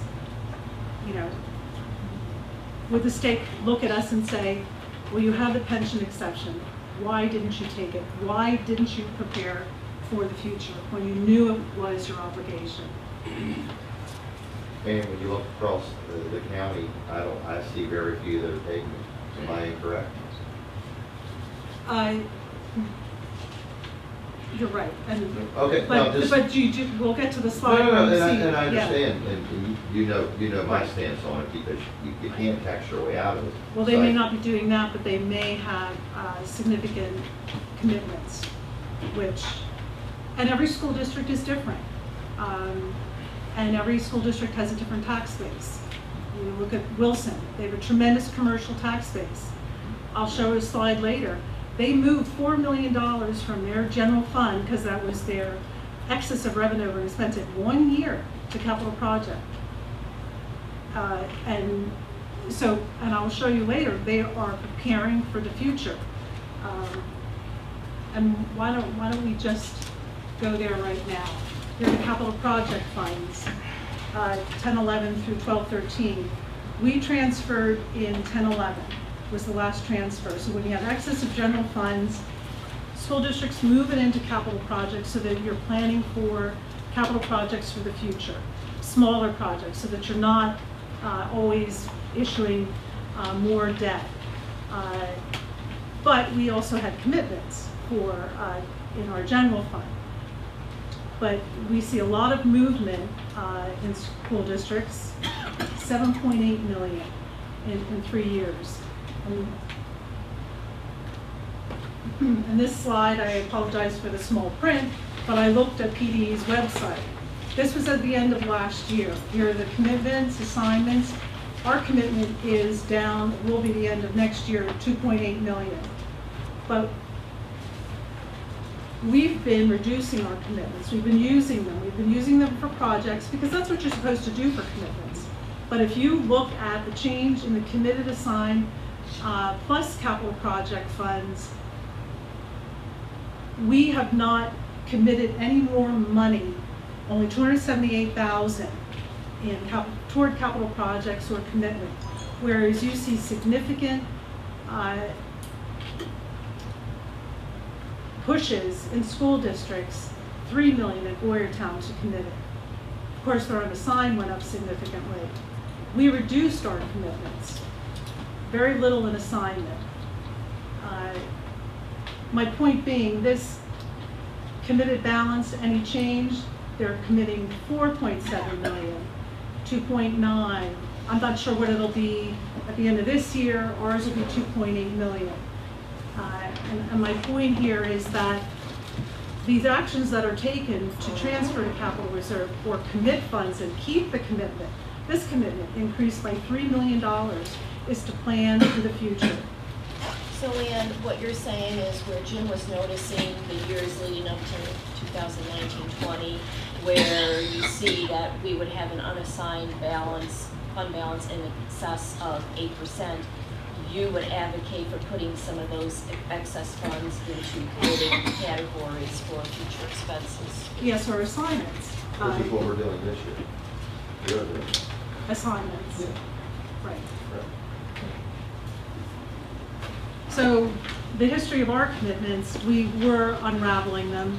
Our former auditor said you have to show a methodology for using these commitments. You just can't let them sit there. Although in this climate, I think the whole viewpoint on that needs to be changed. This is 1.5 million that we didn't use, but if we go back to the previous slide on retirement, yes, one of the previous slides, we're still looking at $2.6 million in increases in retirement. And the only way we're going to be able, if we only raise to the index, or even less than the index, or 1%, is we're going to have to take funds from somewhere else to pay for this obligation. Or if the economy improves and our assessed value goes, I hope we have an improvement in our other local sources of revenue. But we haven't seen a lot of it, where it's just crawling, still crawling. So 2.8 million, here are the capital. We're using 666,000 next year. And we had discussed this, we would leave this the same, rather than pulling out any more money. Here are the county millage rates. At this point, the only ones that have been adopted, Boyertown, 3.86%. Which they would have taken an exception. Governor Mifflin, it appears to me they just took a small piece of an exception there. So there is a range. So how much does a mill yield in, say, Wilson versus what a mill would yield in Exeter? I tried to find their, I couldn't find that information. A lot more. Ours is 1.3 million. Close to 2 million, I would bet. Mm-hmm. Which enables them to keep a very low, as well as Governor Mifflin, very low millage rates. Could you not find that information because it's just generally not made available, or is it buried in the sticks someplace so that nobody else knows how to? I could find it in the PD 2028, and I ran out of time. If you look at their budget, you're going to see it. Right. Yeah, so it's their budget, I think, is Wilson's is like 85 million. Yeah. So These are the costs of the different millage increase scenarios. 0.8 is $27 on an average assessed property of $107,000 per year, $27, And if we reduce it a mil, it's down by $107. The state's allocation for property tax relief, 1.4 million or 1,366,000. These are the number of approved homestead farmsteads. The relief will be about $189, $190. Once we determine, once the board gives direction on the tax rate, then I'll do the final calculation, and that's adopted next week as well. So these new additional resolutions will appear on the agenda. They're not on today's agenda. Recommendation to approve the budget, approve per capita, establish the millage, adopt the homestead farmstead, and approve fund balance commitments. I already mentioned the VIU's presentation, and on next week's resolution, there'll be a resolution to award the site contract for bid. But I guess my,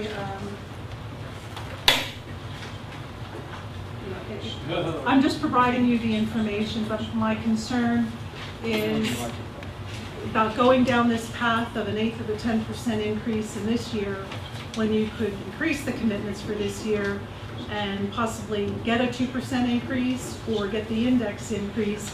But the path that we would go down here is we would have to start in 1450 to reduce the expenditures by $4.3 million.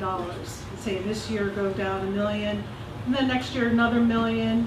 So it's a difficult path, and compared to increasing by the millage, where the path is not as, by the index, excuse me, not as severe, assuming that we will increase by the index in the following years. So finally, we cannot continue to limit these just because we've chosen to move all of the money into unassigned fund balance. 5.1 million, that's the change. You know, and when you see other school districts planning for the future, and we've been planning for the future, but not to the extent that they have been doing.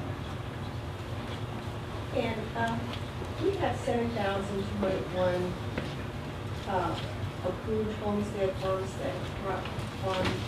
properties. How many in Exeter Township could we possibly have? Do you know, like, how many homes there are in Exeter Township, and how many people aren't taking advantage of this homestead? I'd have to look at that. Parcels, yeah, about 10,000 parcels, but they wouldn't, businesses wouldn't qualify. Well, not businesses, but I mean, homes. Yeah, I'd have to look at the.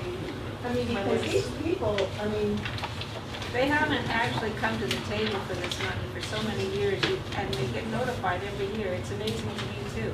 I don't know why, except some people just don't want to tell you what the house is.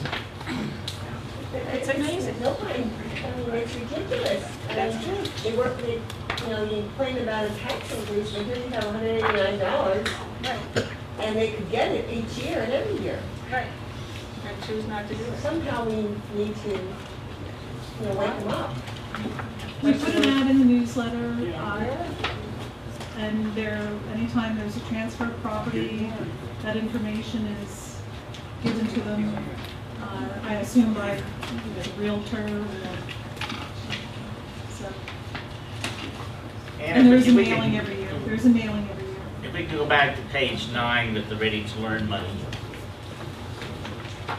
It seems to me if we're not sure we're going to get the ready to learn revenue, I mean, we've already hired the coordinator and math coach, but we have 2 discretionary items, which is Project Lead the Way and Peter Laptop. And it seems to me we should not be making a commitment to discretionary multi-year funding if we don't know what the revenue is there. I mean, my recommendation would to be take those 2 items out of the expenditures. I would argue that if we met our obligation for the pension, we would have no trouble funding that going forward because we keep our finances at a level that will absorb that cost easily. What do you mean, your assumption about either the money there is there or it isn't? I mean, we can't change what our pension obligation is. That's right, but Yeah. we can go ahead and fund our pension obligation with all the opportunities that we have to fund it with, and then we. Oh, you mean by That's right. increasing the millage? Doing what we're supposed to do, yes. Pay the bill.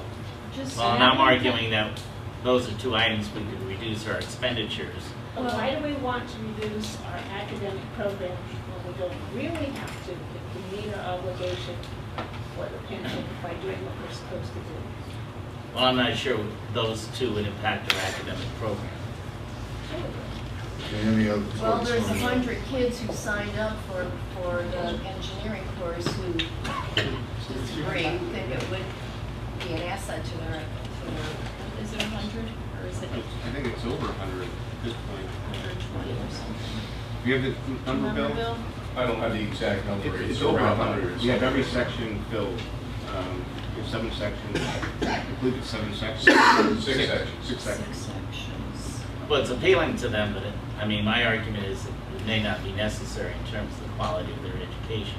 But it may be necessary to the progress of where we're going as a country, and we're looking at it educationally beyond where we are right now. I agree 1,000%, because again, I think eventually we're not even gonna have a book.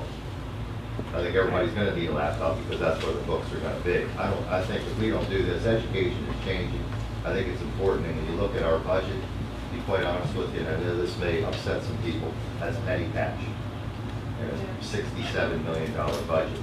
But what I will say though, is we talked about this before, we committed to using $1.7 million of our funds last year that we did not use.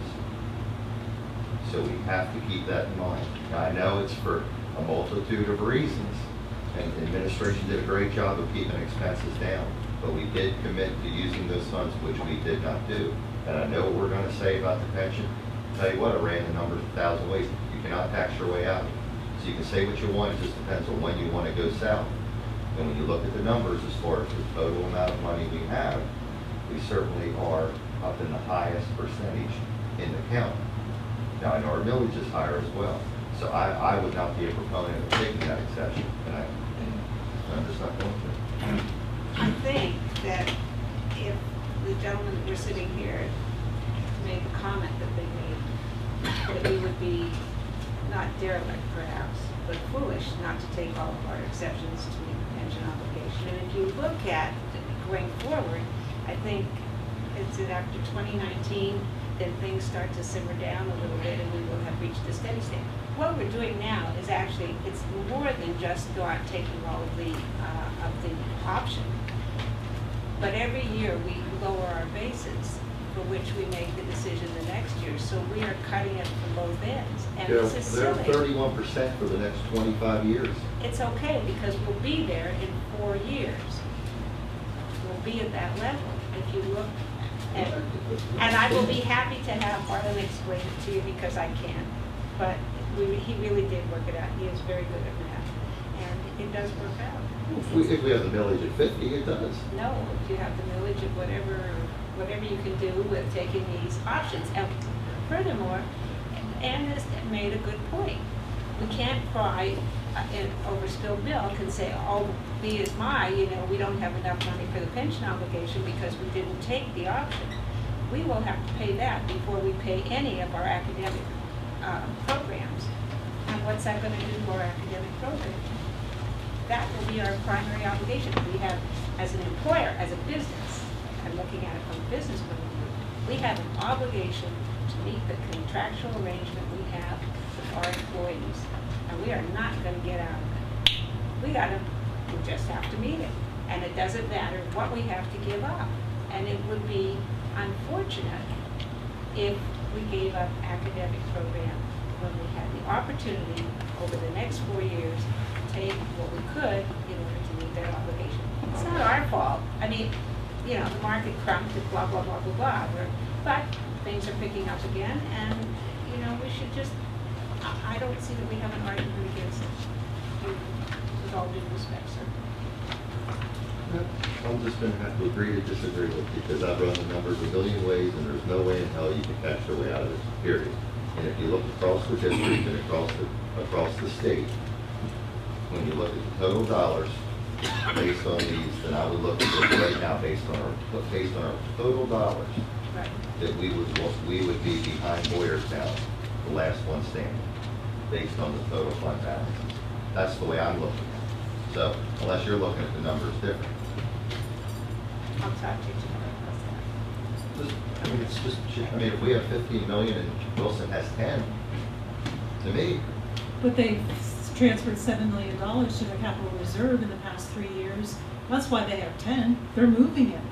well, it shows that they're, where's that number in? Where? Here, $7.8 million was moved from general fund to capital project fund in the past 3 years, which reduces their general fund balance. So they have money in 10 million here, but 7 million has been moved out of the general fund completely and into How much capital. is their total?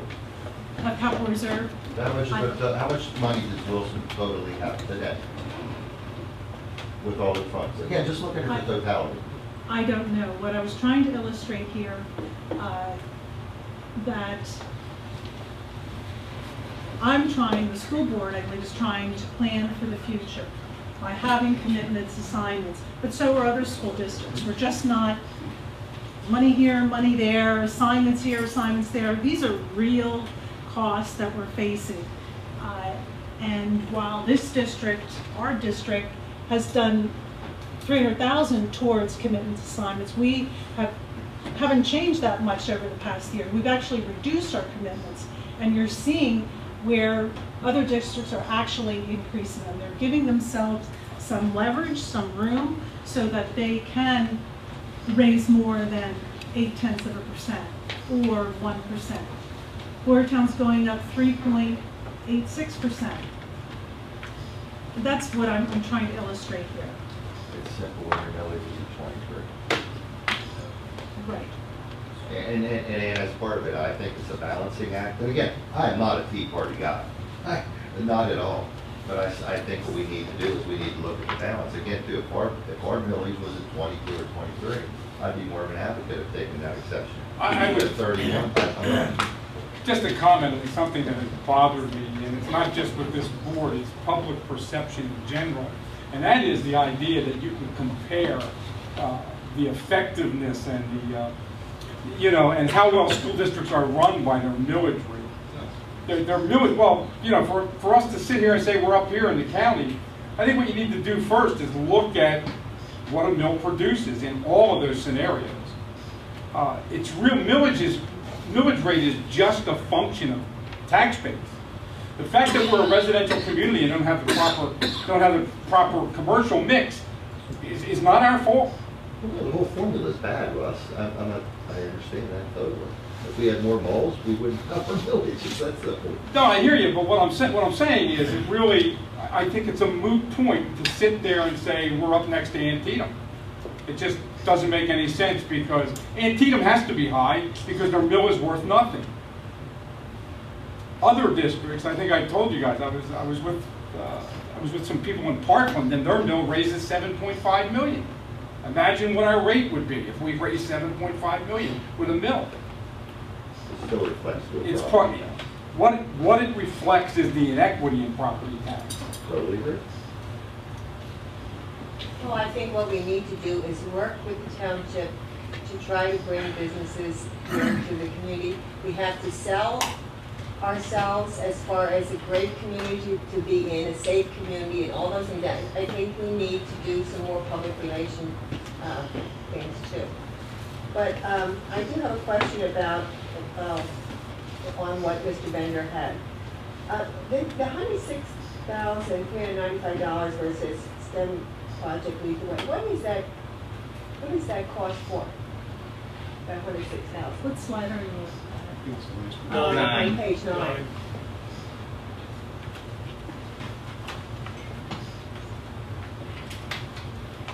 The 100 and, the STEM project Lead the Way? Yes. Do you, We presented a budget, Joe Way, myself, put a budget for the next 4 years. Our plan is to roll out Project Lead the Way, and $106,000 is covering this year, this coming year, and also part of the training for teachers that will go into be trained for the following year for those classes, because we have 4 years of a projected 4 years for different courses. Who's getting paid $106,000? That's what I was. Well, most of that is training. I mean, But who's doing the training? That's what I want to know. Project Lead the Way. The people that are pushing this program? Or Well, you it's a do the nonprofit organization, but we send them to other universities to get trained. It takes them 10 days to get trained in the program, in the courses. It takes a lot of time to train these teachers. training? So how many people are going to go get trained?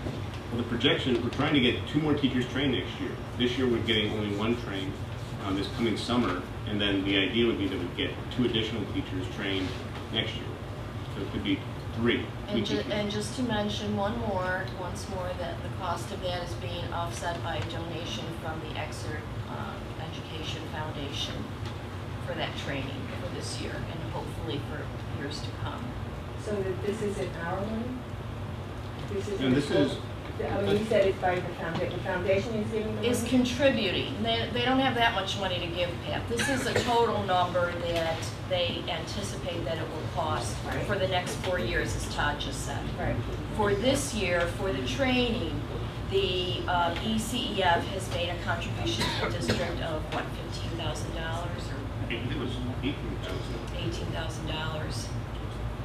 Well, I think that Which is reflecting our we need revenue. to find, I've heard about Wilson, and I know they have a great foundation, and We're trying. We're working as hard as we can. We have a community outreach for STEM already. We've had our 2nd meeting this past month, and we're trying to bring in businesses. We have several businesses already that are participating, and it's just going to take some time for us to cultivate that area and to really make them partners with us in not just mentoring our students and sharing their ideas, but also to support us with some fundraising ideas as well. Because Lockheed Martin is one of our one of the companies, and they do have a money that they do give to school districts for STEM. We need to get into that. We need to get some of that money. It takes time. because I think it's very important that we need to find alternative sources to help fund our education activity. I mean, look at all the nonprofits that are here in Exeter, and we never, I guess, go to them to ask them either for some type of donation for the services that we provide to the community, to have a safe community for all these people, and to provide children who are a credit to the community and everything else. So I think nonprofits have to be asked. I think the business people have to be asked, and I would hope that we work toward that. We do. We've had it. It isn't true to say that we have not approached businesses. We have not approached nonprofits. We have done a lot of that, and we don't have the development people that other districts can afford to employ in order to make that their full-time job. But we have still, a lot of people have volunteered and we have gone out and have applied for grants, have approached business people. Carol, you know what hard that... 150 letters. Yeah. Carol's working really hard to raise money for the foundation, and that involves a lot of extra work for volunteers. So we're doing our very best, but we don't necessarily have the same Is there any level input of on the contact. specific figures that we're looking at? Can I just make one more? You asked about the STEM money. The $106,000 was we put that money in the budget because of our projection of 2 sections. Okay, we wanted our goal was to have 60 students, I believe, 3 sections. 60 students enrolled in this course this year. We almost doubled that. We almost doubled that enrollment. So it's a very popular course. It's a good program, and you know, that number was based really on just, it was three sections of students. So it's a projection.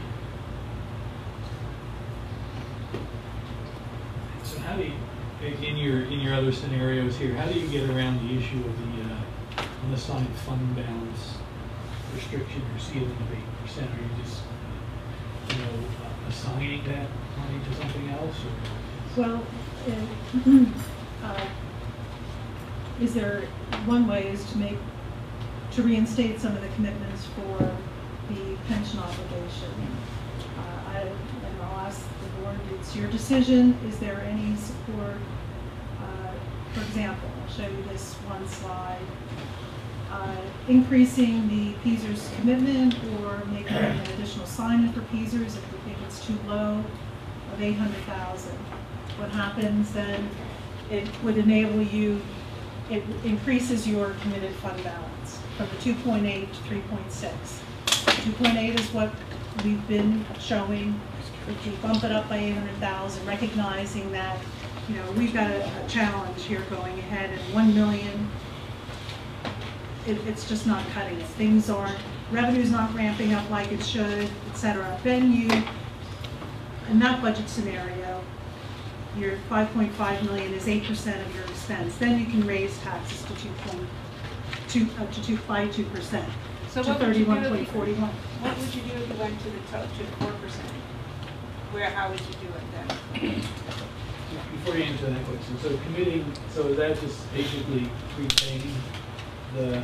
Committing, fund balance, general fund balance has three components. It's all general fund money, but the Act 1 and then the amendments to it. And well, this is actually GASB 45, which defined the components. It was defined differently prior to GASB 45. But when you adopt a budget, what you submit, this unassigned fund balance cannot be more than 8% of your expense.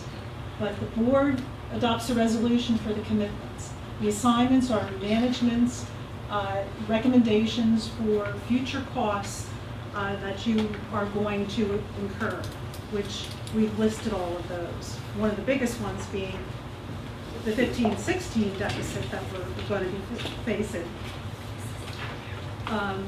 So by shifting your funds, it enables, and reducing your unassigned fund balance, you can adopt a budget that is within the state's limitation. And it's by committing more funds or assigning. Recognizing, okay, this is a legitimate issue that we're dealing with. Let's do this. Because we want to gradually raise taxes, but again, I can present the information to the board. I can show you the projections over the next 5 years, but it's your decision whether you feel that you want to. It's your decision on what you want to raise taxes in order to meet these, keep the opportunities that we have for the students, and meet all of our obligations. And there's nothing wrong. And the slide that I showed you about the other school districts, really busy slide. This is exactly what they're doing. They're either moving funds into capital reserve or committing more money. Yeah.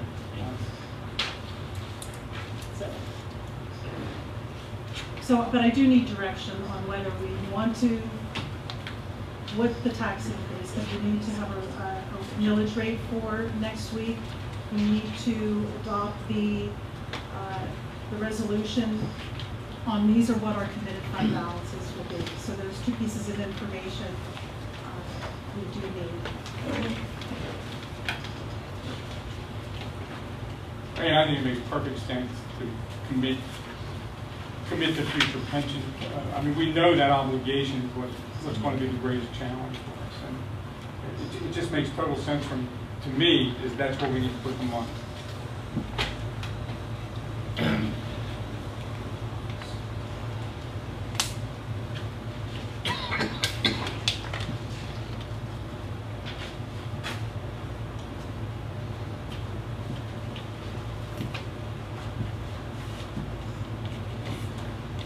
each time we don't put our total option in, means that the next time, whatever we put in is not nearly enough until finally we're just killing ourselves at the end, because we just aren't accumulating enough funding. And we should take it when we have it, and fight forward. Joe, at some point there was some discussion about amortizing some of the, I don't know, it was some or all of the pension obligation. Have we continued this discussion, Zia? Well, I think when we looked at the numbers, at least just the total lump sum of what we would need, I'm sure we could afford to pay it anyway. It's just the nuts so huge. Again, we're looking at $5 million of our budget in a very short term. It's going to be part of every year of our budget. I mean, again, 15% of our budget is going to be there. Is that number? It's not bad. I mean, other countries, you know where I stand. Yeah.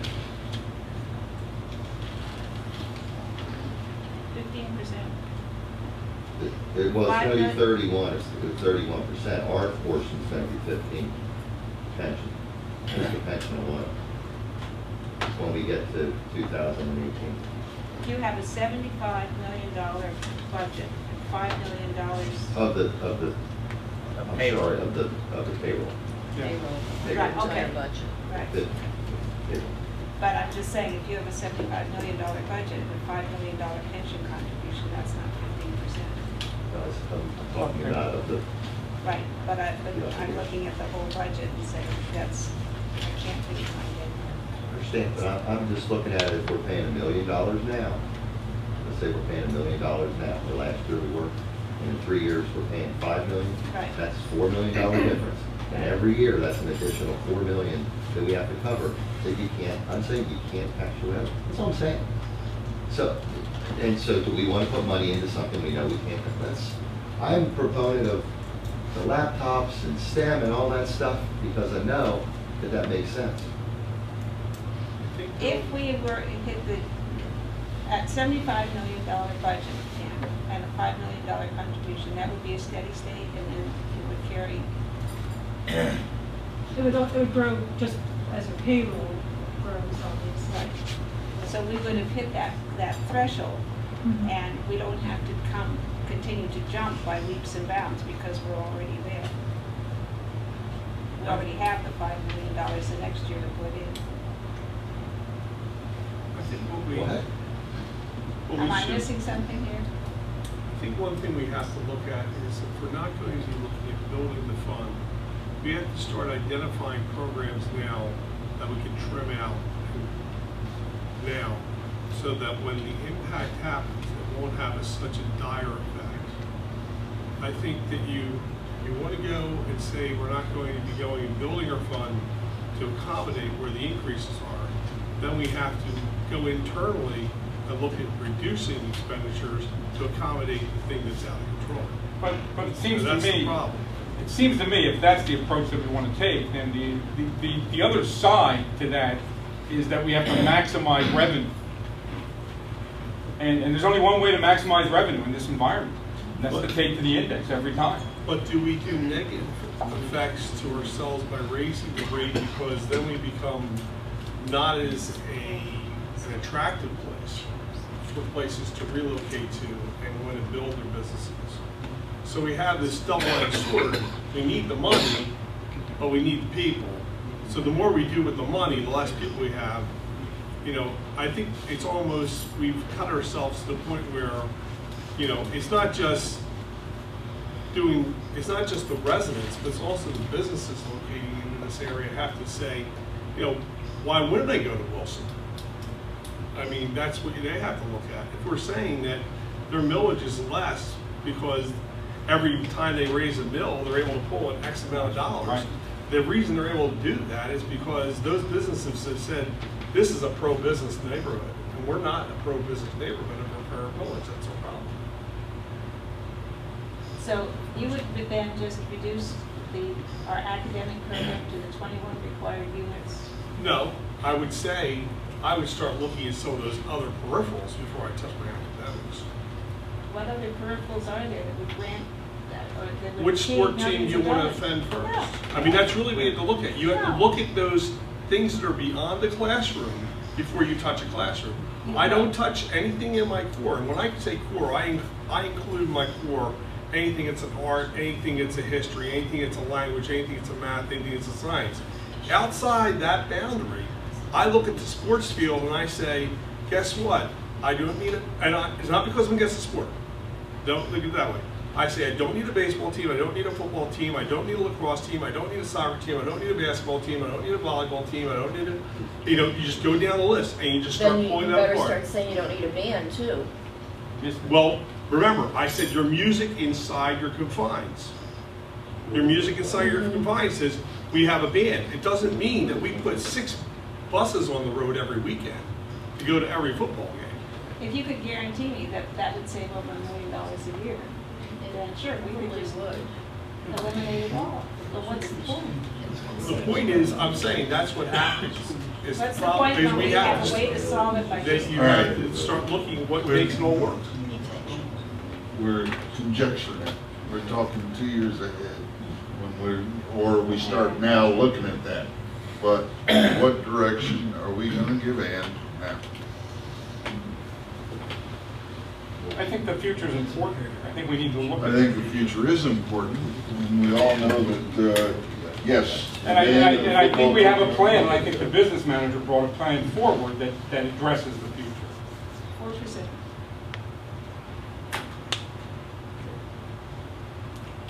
All of it. We should take all of it, put it in this year, and never look back and do it next year and the year after, because that's the only way we're going to maintain what we have. And we can do that. Because if we can't do, if every school district in the state did that, and it worked for every school district, if it didn't work for any school district, we would all be in a lot of trouble. So we can't afford not to do it. It's the only thing that we've been given, the only power that we've been given. Go around the room, see what's the number, come to a conclusion, then we can vote on it. Start this way, or start that way, whichever way you want to. I'm a proponent of 0.8. Well, why don't we start at one end? What time do we start? Don, what do you want to do? What do you want to do, Bob? You're the PR guy. Come on, it's massive to start. Mr. Peason. Pat, I'm not for raising taxes. What does that mean? what's What that? percent? Is that a zero? No, I'm keeping it as it is this time. So it's zero. Is 0 or 0.8? It's 0. Or 4? Whatever That's a the zero. tax That's millage what I'm saying, was same, it's zero. in the 13, 14. Okay, I that's will zero. do that for Zero. sure. So what program? 31 point whatever. What program? 0.8. I honestly didn't know. Zero. That's zero. It won't be zero, but I don't. The current rate is 30.795. Right, and the 0.8 would be 31.052. So you're saying keep it at 30.795. 1%.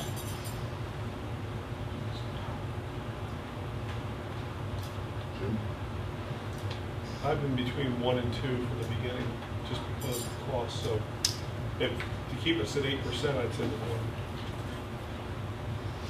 1. 4. And if we did it at 4%, we could still get that 8%.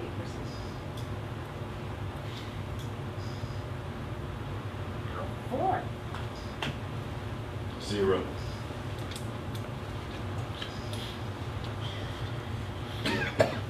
Two zeros, 0.8, 3 ones, 2 fours.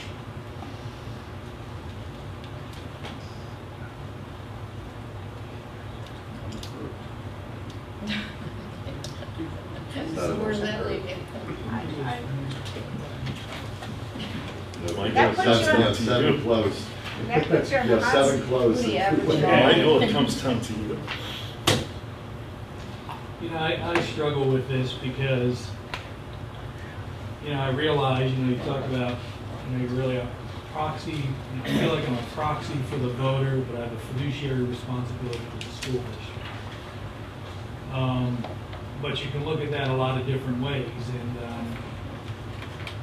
first of all, I appreciate all the work that you've put into this. I've gone through colonoscopies that were easier to go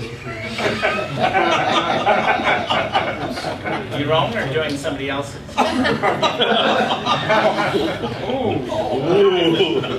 He does work at St. Joe's, but he won't test. My own. Side job.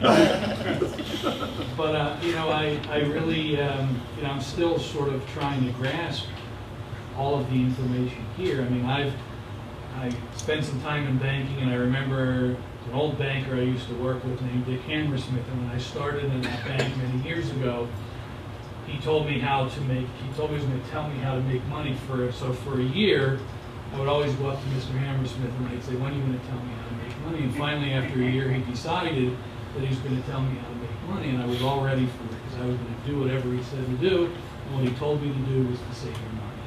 The best way to make your money is to save your money. And so when I think about the challenges that we have here, part of me says that I am a taxpayer, and I would like to tell taxpayers that there's going to be no tax increase. But and I realize that we don't need that significant increase today, but I really struggle with, where we're going to be, 8 or 10 years from now. But I know you're going to make a decision today, but I still need to think through it. We're not making a decision today. Well, we're going to put a motion on the agenda, or we're going to come up with some sort of... You write it in. Motion. But I feel like the process here has been honest. I think it's been open, and I think it's been transparent. And, I know we've talked a lot about how we should function like a business. Well, I've worked for 30 years. I haven't worked in a more transparent organization or a more public process than we've gone through here. It's been a real eye-opener for me to be able to have this discussion, have people from the public stand up, and make their points. And I'm conflicted because, it's a tough decision to make, and I'll be ready to make it next week. Because of the constraints, the problem, and this is the reason that I've always said we should take the index, because the problem is, in a normal situation, without Act 1, we could go 0, 0, 0, and then need 4.5%, and we could get it. But we can't get it now. If we've turned our back on the opportunities of those 3 previous years, we can't be where we need to be. And it's about time that we realize that, and realize that we need to do the best that we can to move us forward in the future under these particular constraints. How much money have we left on the table, say, over the last 3 or 4 years by not taking the full exemption? I think I Yeah, showed you a did slide that. You did that one time. 7 million, if I recall correctly. How many? 7 million? In exceptions, the value of the exceptions. We had somebody come and speak to us tonight about being fiduciary representatives and point blank say, you gotta take it all. I mean, that's an independent statement if ever there was one.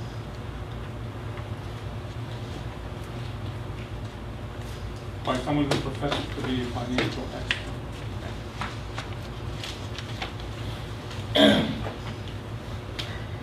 Decision to be made next week. Can we go home now? No. We haven't. And that's why I said to do this at the end of the meeting, Harold. You weren't listening, did you? Right, You have to be done with that. we There's get gotta be another way to frame that. 3 sets of minutes to consider next week. Does anyone have any revisions to be made at the moment?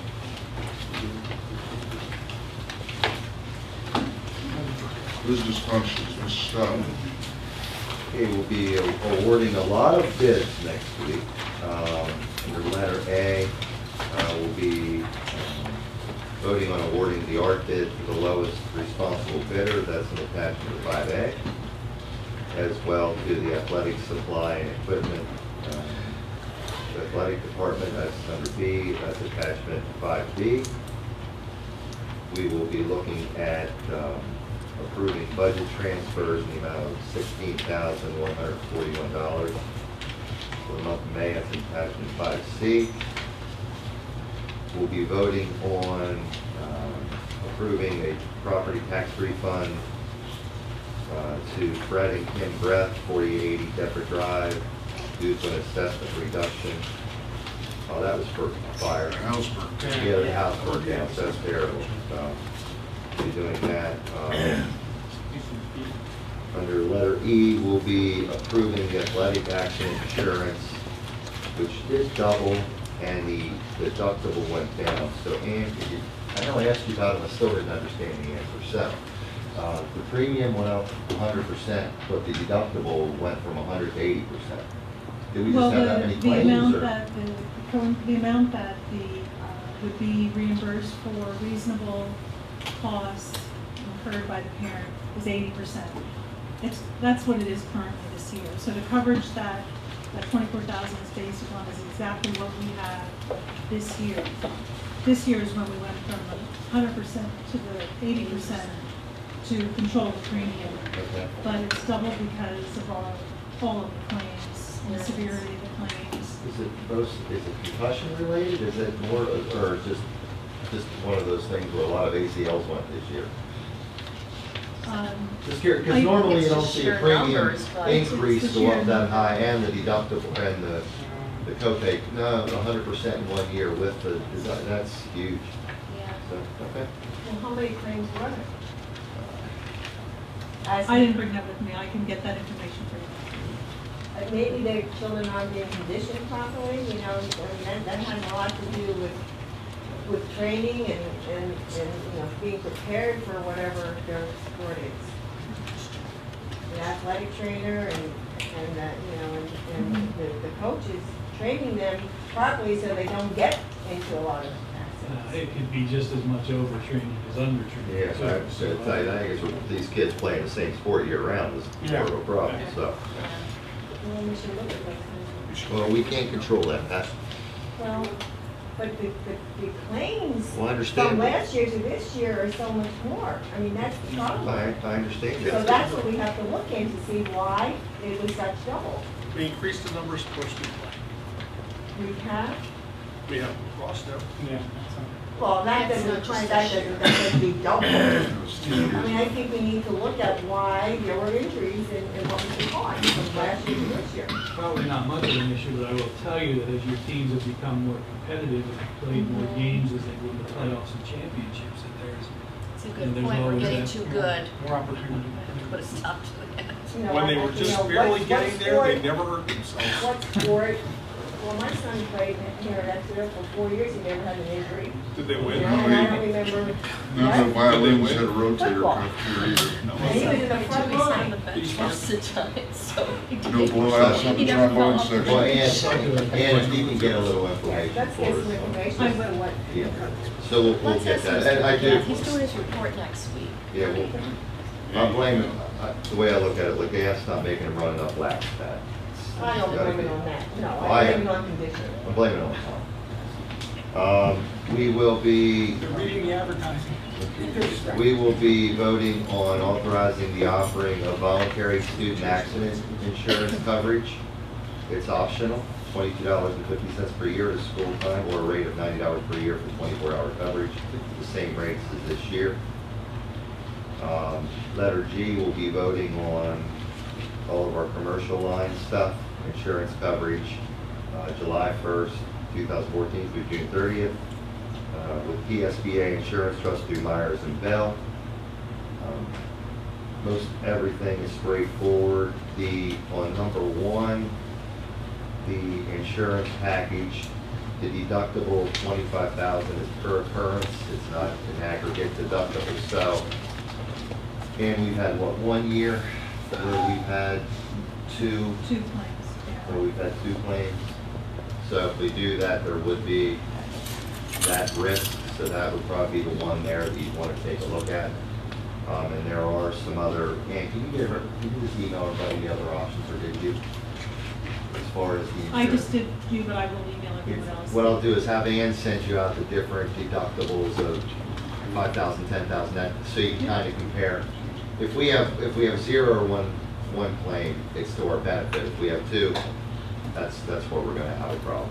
Well, we can't self-insure our own umbrellas. It's better.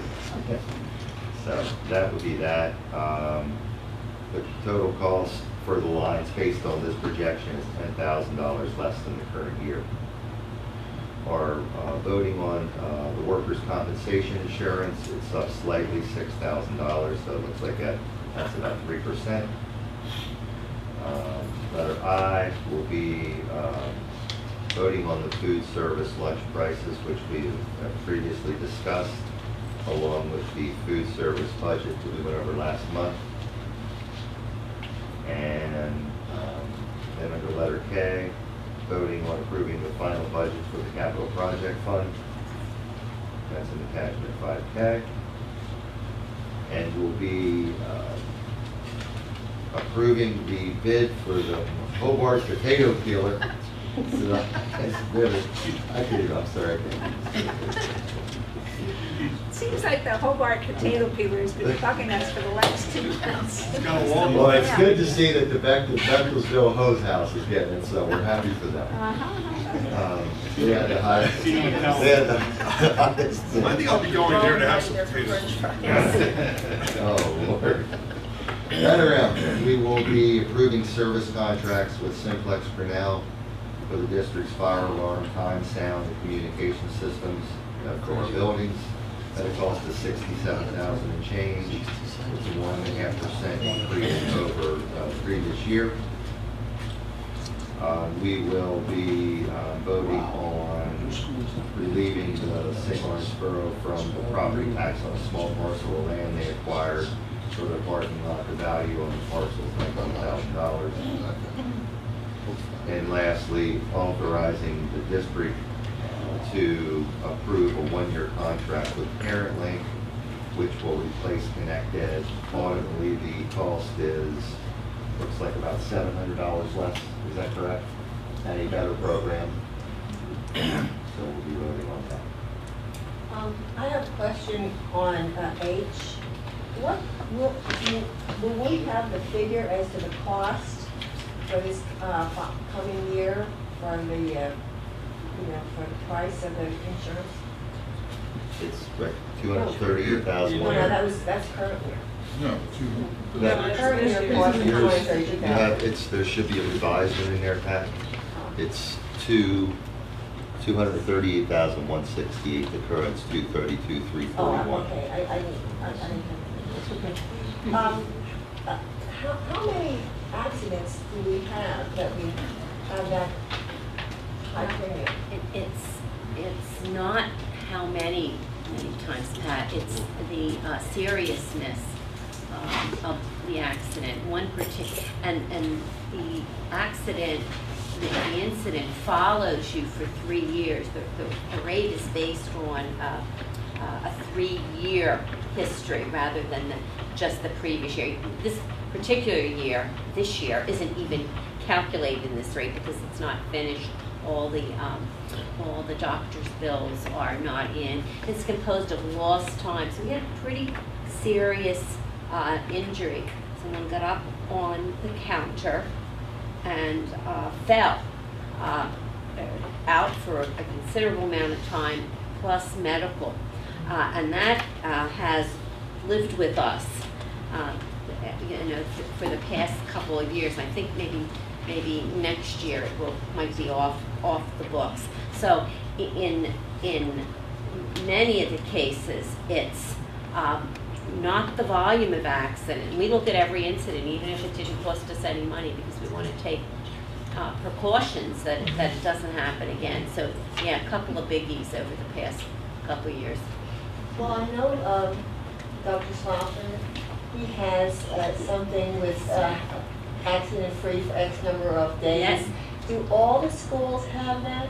All of the schools have, at some point, a faculty meeting. For instance, we took all of our aides these past couple of days and gave them modules of training on slip, trips, and falls. So we've been proactive with that. All of the principals made sure their aides on these 80 days have gone through the safety training modules along with some other modules. Classroom safety, for instance. But no other school keeps a record. Has a program, so to speak, not that I'm aware of. Well, maybe we should ask them to do that, and I think that people then would be more aware of things, and it might be a good idea. I'm not because- telling tales out of school, but Dr. Schloffer doesn't report the custodial accidents there. He just reports the faculty. So- Really? Joe's Yeah. cooking the numbers. Joe, that's Cooked in the all- books. Where is this coming? Where is this coming? Is that the old OSHA post? Hey, knock you down any shot, any chance, right? Well, Gotta can you find- listen, refute you it? gotta start John, reporting John, everything. We report the parent stuff that happens at home, anything. The kids on their bike, anything, we report anything. Maybe we could tie it in with the conditioning program for the athletes. Right, that's right. And the trombone players. Important. Because that's one, that's one I think we can move on. They also may not be reporting because Go ahead. he wants to keep his Just had a record. question on the, sorry. I'm sorry, I'm done. On letter F, is that health insurance or is that accident insurance? I had an email a couple months ago from a parent asking about their child had gotten injured, I think it was a lot. They were asking about, would that have Yeah, covered that's- that? Yeah, I think so. That's exactly what it's for. Not many people buy it though. I don't know, you didn't look at that. I know everything I've ever dealt with was accidental death. Any other questions for Mr. Stahl? The only suggestion I would have is with the athletic supply, I look for all that stuff. I'm telling you, after every game of practice, if somebody would just walk around that field, you'd find crossballs and field hockey balls and footballs and all kinds of stuff laying there. Mouth guards. Another job for Tom. I think some kids run laps and say condition. You making a list? He's got that little gator he can ride around there. Take care of it. Thank you, Dr. Bennett. For personnel, we have 2 resignations listed under Part A. Appointments would be certificated staff and substitute teachers. Letter C, a leave of absence. Part D, a change of status for our certificated staff who've achieved 3 years of satisfactory service and will become professional status. Part E, special education, approving the extended school year programs employees. And Part F are staff conferences 1 through 10. Any questions for Dr. Bennett?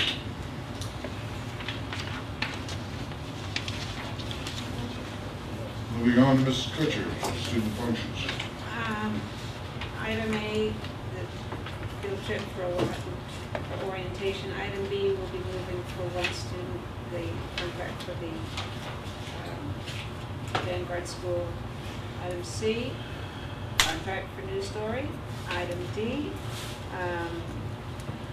second contract for News Story. And another E is for Vanguard.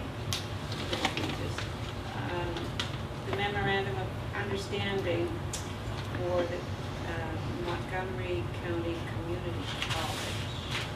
And that's for, I guess there's just one student that's going to be involved in that. Do we know?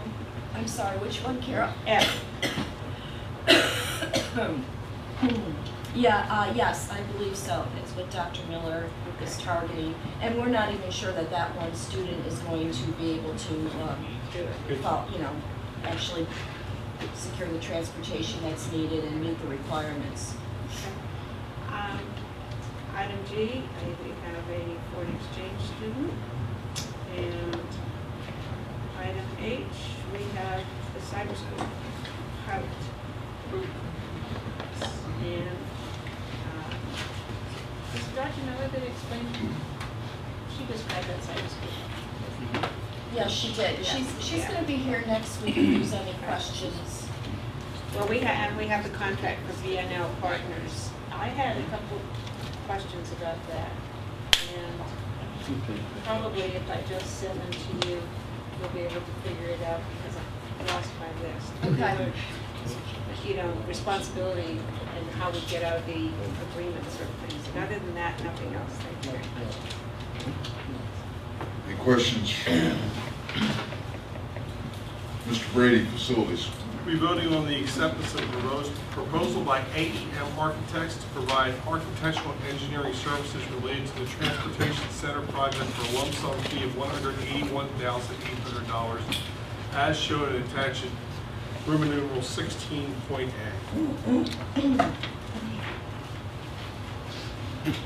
Questions, comments? Now, that would be just a selection. That is not approval of the project. Correct? We're accepting their proposal. That will be approval, and acceptance of them, and going forward with their services and vision. Am I missing something? No. Okay. It's not spending the money to build it, but it's just design. Questions for Facilities? We don't know what their costs are yet, do we? $181,800. Okay. Apparently, that's what's written here. You have, comment was made about getting together with the township and making it more attractive for businesses. You have a discussion paper here, which was prompted by a new business owner coming to the administration and requesting, since he was going to pay $18,000 worth of property tax, he wondered if he could get any credit for that to send his 2 children here, since he resides in another district. Talked it over with Dr. Martin and Mr. Malsby. This fits into a effort by the township to become more business friendly, i.e. streamlining project approvals, cutting out the various zoning requirements and that sort of thing.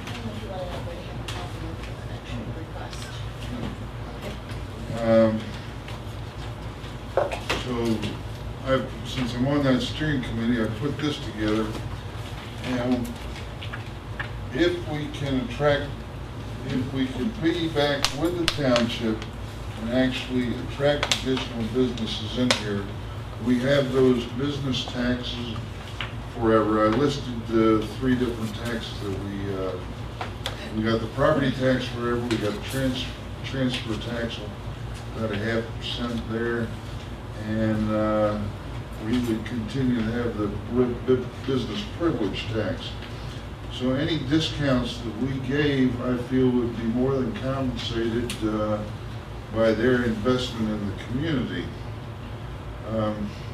I've given you the current commercial property, I've given you the current policy, I've given you the current commercial properties for sale, and I have called through all the commercial properties in the township to determine which ones were owned by people within Berks County. Now, because of privacy concerns, I've had to redact their names and the addresses, but I have basically confined that second group to anyone who lives in Berks County, but not Berks County or Pottstown, and not within Exeter Township. So, but if it was some bank in Downingtown, they were not included. These are individuals or small corporations that are within commuting distance. So that would give you an idea of what that represents. But what Dr. Morton and I came up with is allowing a 50% discount, or charging them 50% of the current tuition rate for their children. The one request we did have, the gentleman has 2 children in the high school, which means for 3 years we will be getting 1 tuition payment, and, well, as they get out, we would be giving him a half price, but then again, he is paying $18,000 a year property tax because he built his business in Exeter Township.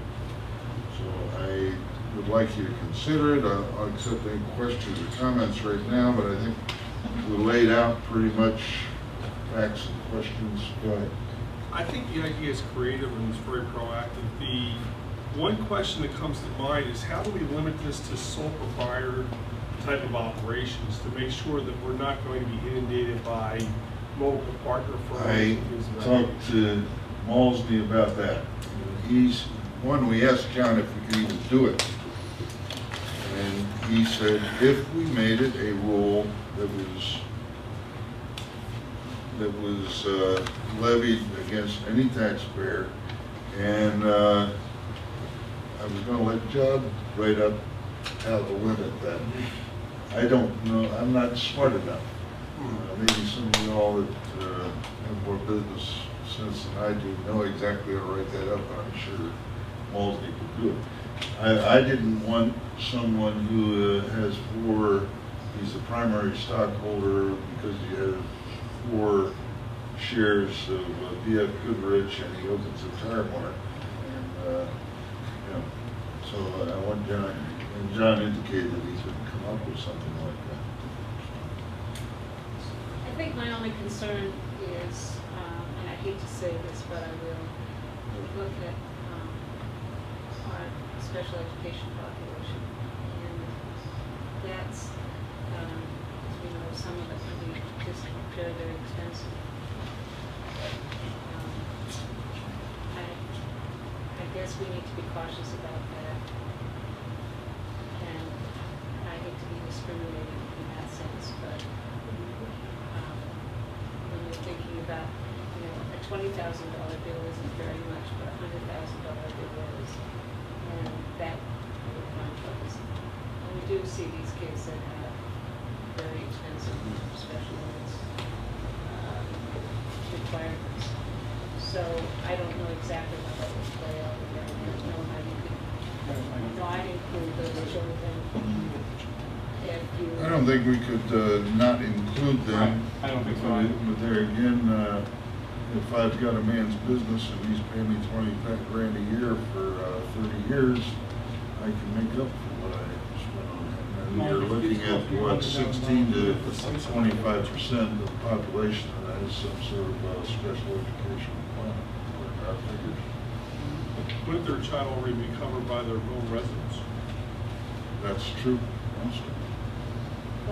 But if they want to come here, they have to. That's true. Not if they come here. Yeah. But it comes down to your number 10 seats available. You always have seats available. Not for special ed. That's a special seat we have to make. No, I mean, honestly, it's a program that's individually developed for that particular child. I would like to litigate against you on that one. Yeah, exactly. We're gonna lose that one. I don't know. I mean, I'm just trying to. In every way. Yeah. I mean, could we go back then to the home district and ask them to pay for the services we're rendering? No. Like, thank you. Well, that's where their residence is. Yeah, good luck with that. I don't think you can. Once they're enrolled somewhere else, it becomes our responsibility. We are not a I special mean, agency. why would we be responsible for someone who enrolls in Antietam? Even if they live in Exeter, hey, you made that choice. I'll burn his business down. You know, they could go back to Oh, great, that was on tape. Nice show, Bob. We have the name of the person we're talking about here, yeah. Do we have any examples of where this would really have an impact? I mean, it's a nice perk, but I think Carol's concern is a legitimate concern. yeah. Does something like this would really influence a business person who thought that Exeter was the best place to open a business? Well, Everybody's looking for a deal. if the township, it's all, if the township's going to streamline their process for rezoning to allow more opportunities within the township, and that makes their process cheaper, and they're looking at being able to attend one of the premier school districts in the county at half the price they would have to otherwise. I think that's a good, I could make a sales pitch based on that. I mean, they'd also have the opportunity to move to the district too and establish a residence. They could, Live over top of it. but they might want to live in Wilson where they don't have to pay so big a school tax. But we'll still take the money from the child to come to school here. They might, we are preferred district over several of the districts. And if I can attract business in here to pay the business taxes, that's, $20,000 is 2 houses. Maybe even 4 houses.